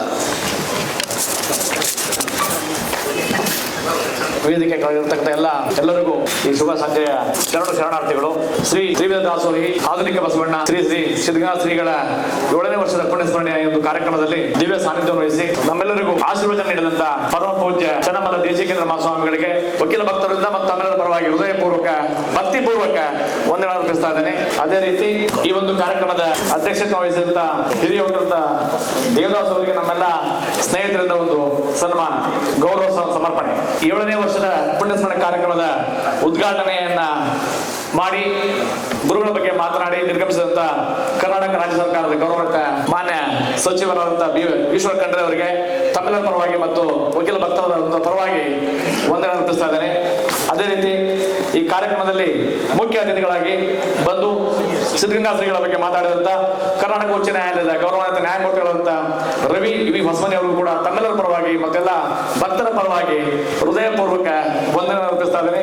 ಅದೇ ರೀತಿ ಮತ್ತೊಬ್ಬ ನ್ಯಾಯಮೂರ್ತಿ ಗೌರವಾನ್ವಿತ ಶ್ರೀಮತಿ ಎಸ್ ಸುಜಾತ ಅವರು ಕೂಡ ತಮ್ಮೆಲ್ಲರ ಪರವಾಗಿ ಮತ್ತು ಈ ಒಂದು ವೇದಿಕೆಯ ಪರವಾಗಿ ವಂದನೆ ಅರ್ಪಿಸ್ತಾ ಇದ್ದೇನೆ. ಈ ಒಂದು ಕಾರ್ಯಕ್ರಮದಲ್ಲಿ ಶ್ರೀಗಳ ಬಗ್ಗೆ ಅತ್ಯುತ್ತಮವಾಗಿ ನುಡಿನಮನವನ್ನು ಮಾಡಿದಂತ ಟಿ ರಾಜಾರವರು ಕೂಡ ತಮ್ಮೆಲ್ಲರ ಪರವಾಗಿ ಮತ್ತು ವೇದಿಕೆಯ ಪರವಾಗಿ ವಂದನೆಗಳು. ಮತ್ತೊಬ್ಬ ಘನ ಉಪಸ್ಥಿತಿಯಲ್ಲಿದ್ದು ಚಿಕ್ಕದಾಗಿ ಶ್ರೀಗಳ ಬಗ್ಗೆ ಹೆಚ್ಚಾಗಿ ಮಾತಾಡಿದಂತ ಅರವಿಂದ್ ಕಾಮತ್ ಅವರು ಕೂಡ ತಮ್ಮೆಲ್ಲರ ಪರವಾಗಿ ವೇದಿಕೆಯ ಪರವಾಗಿ ವಂದನೆ ಅರ್ಪಿಸ್ತಾ ಇದ್ದೇನೆ. ಅದೇ ರೀತಿ ಕಾರ್ಯಕ್ರಮದಲ್ಲಿ ನಮ್ಮ ಸಂಘದ ಅಧ್ಯಕ್ಷರ ವೇಗಗಳು ಇರಬೇಕಾಯ್ತು, ಕಾರಣ ಇದ್ದಿಲ್ಲ, ಅವರ ಅನುಪಸ್ಥಿತಿಯಲ್ಲಿ ಅವರು ಕೂಡ ನಾನು ತಮ್ಮೆಲ್ಲರ ಪರವಾಗಿ ವೇದಿಕೆ ಪರವಾಗಿ ವಂದನೆ ಹೇಳ್ತಾ ಇದ್ದೇನೆ. ಈ ಹಾಲನ್ನ ಉಚಿತವಾಗಿ ನೀಡಿ ನಮಗೆ ಪ್ರತಿ ವರ್ಷ ಕಾರ್ಯಕ್ರಮಕ್ಕೆ ವ್ಯವಸ್ಥೆ ಮಾಡಿಕೊಟ್ಟಂತ ಈ ಕರ್ನಾಟಕ ರಾಜ್ಯ ನೌಕರ ಸಂಘದ ಅಧ್ಯಕ್ಷರಾದ ಶ್ರೀ ಷಡಕ್ಷರ ಅವರು ಕೂಡ ತಮ್ಮೆಲ್ಲರ ಪರವಾಗಿ ಮತ್ತು ವೇದಿಕೆಯ ಪರವಾಗಿ ವಂದನೆಗಳನ್ನು ಅರ್ಪಿಸ್ತಾ ಇದ್ದೇನೆ. ಅದೇ ರೀತಿ ಈ ಒಂದು ಕಾರ್ಯಕ್ರಮಕ್ಕೆ ಆಗಮಿಸಿದಂತ ಈ ಎಲ್ಲ ಭಕ್ತ ವಕೀಲ ವೃಂದಕ್ಕೆ ಮತ್ತೆಲ್ಲ ಹಿರಿಯ ವಕೀಲರಿಗೆ, ಕಿರಿಯ ವಕೀಲರಿಗೆ ಮತ್ತೊಮ್ಮೆ ತಮ್ಮೆಲ್ಲರೂ ಹೊಂದಿಸಿ ವಂದನಾರ್ಪಣೆಯನ್ನು ಮುಗಿಸ್ತಾ ಇದ್ದೀನಿ. ಬಾರ್ ಕೌನ್ಸಿಲ್ನ ಮಾಜಿ ಅಧ್ಯಕ್ಷರು, ಹಾಲಿ ಪದಾಧಿಕಾರಿಗಳು ಬಂದಿದ್ದಾರೆ, ಸಂಘದ ಪದಾಧಿಕಾರಿಗಳು ಬಂದಿದ್ದಾರೆ, ಅವರೆಲ್ಲರಿಗೂ ಮತ್ತೊಮ್ಮೆ, ಅದೇ ರೀತಿ ಮತ್ತೊಮ್ಮೆ ಪತ್ರಿಕಾ ಮಾಧ್ಯಮದವರು ಹಾಗೂ ಪ್ರಿಂಟ್ ಮಾಧ್ಯಮದವರು ಬಂದಿದ್ದಾರೆ, ಅವರೆಲ್ಲರಿಗೂ ತಮ್ಮೆಲ್ಲರ ಪರವಾಗಿ ಮತ್ತು ವಕೀಲ ಭಕ್ತರಿಂದ ಪರವಾಗಿ ಹೃದಯಪೂರ್ವಕವಾಗಿ ಮತ್ತೊಮ್ಮೆ ಎಲ್ಲರಿಗೂ ವಂದನೆ ಅರ್ಪಿಸ್ತಾ ಇದ್ದೇನೆ. ಜೈ ಜೈ ಕರ್ನಾಟಕ. ಚಾಮರಾಜ್ ಅವ್ರದ್ದು ಇವತ್ತು ಜನ್ಮದಿನದ ಶುಭಾಶಯಗಳು. Thank you. ಅವ್ರಿಗೆ ಸ್ವಾಮೀಜಿ ಕಡೆಯಿಂದ ಒಂದು ಆಶೀರ್ವಾದ, ಆಮೇಲೆ ಹಿರಿಯ ವಕೀಲರಾದ ದೇವದಾಸ್ ಅವರಿಗೆ ಗೌರವ ಸಮರ್ಪಣೆ. Happy birthday to you. ಗುರುಪುಟ ಕೆಲವು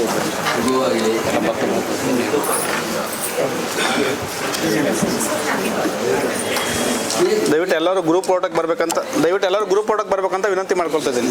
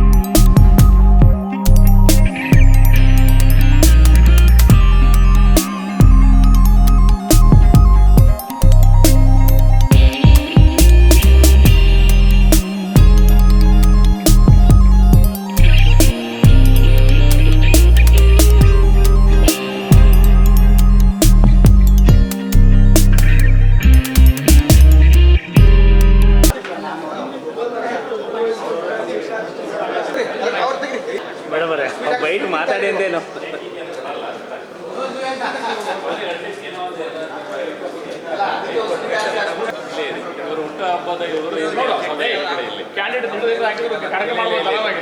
ನಮ್ ಬರ್ತಾರೆ ಅವ್ರು ಕ್ಯಾಂಪೇನ್ ಮಾಡ್ಬೋದು ಮಾಡಿದ್ರೆ ಎಲ್ಲರೂ ಹೊರ ನಾವು ಹೊಡ್ತೀವಿ.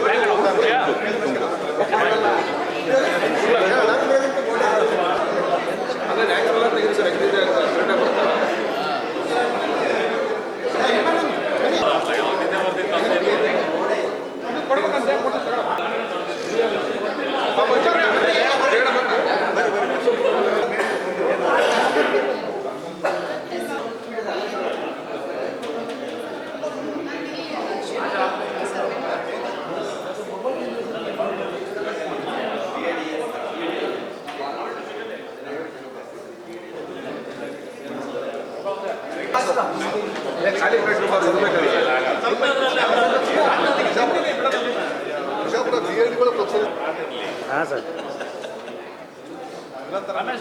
ಪ್ರಪೋಸ್ ಮಾಡ್ತಾನೆ ನಾನು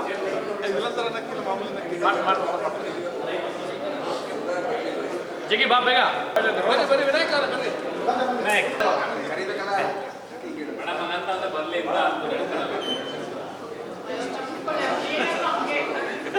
ಬರ್ಬೇಡ ಏನೋ ಹೇಳಿ ಬರ್ಬೇಡಿ ಓಡಾಗಿಲ್ಲ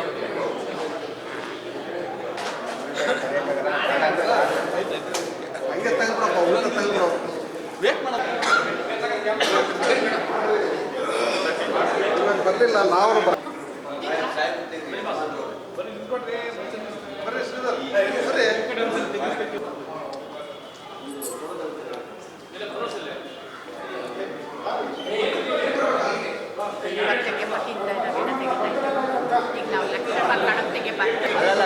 ಡಿಲೀಟ್ ಮಾಡಿ ಸರ್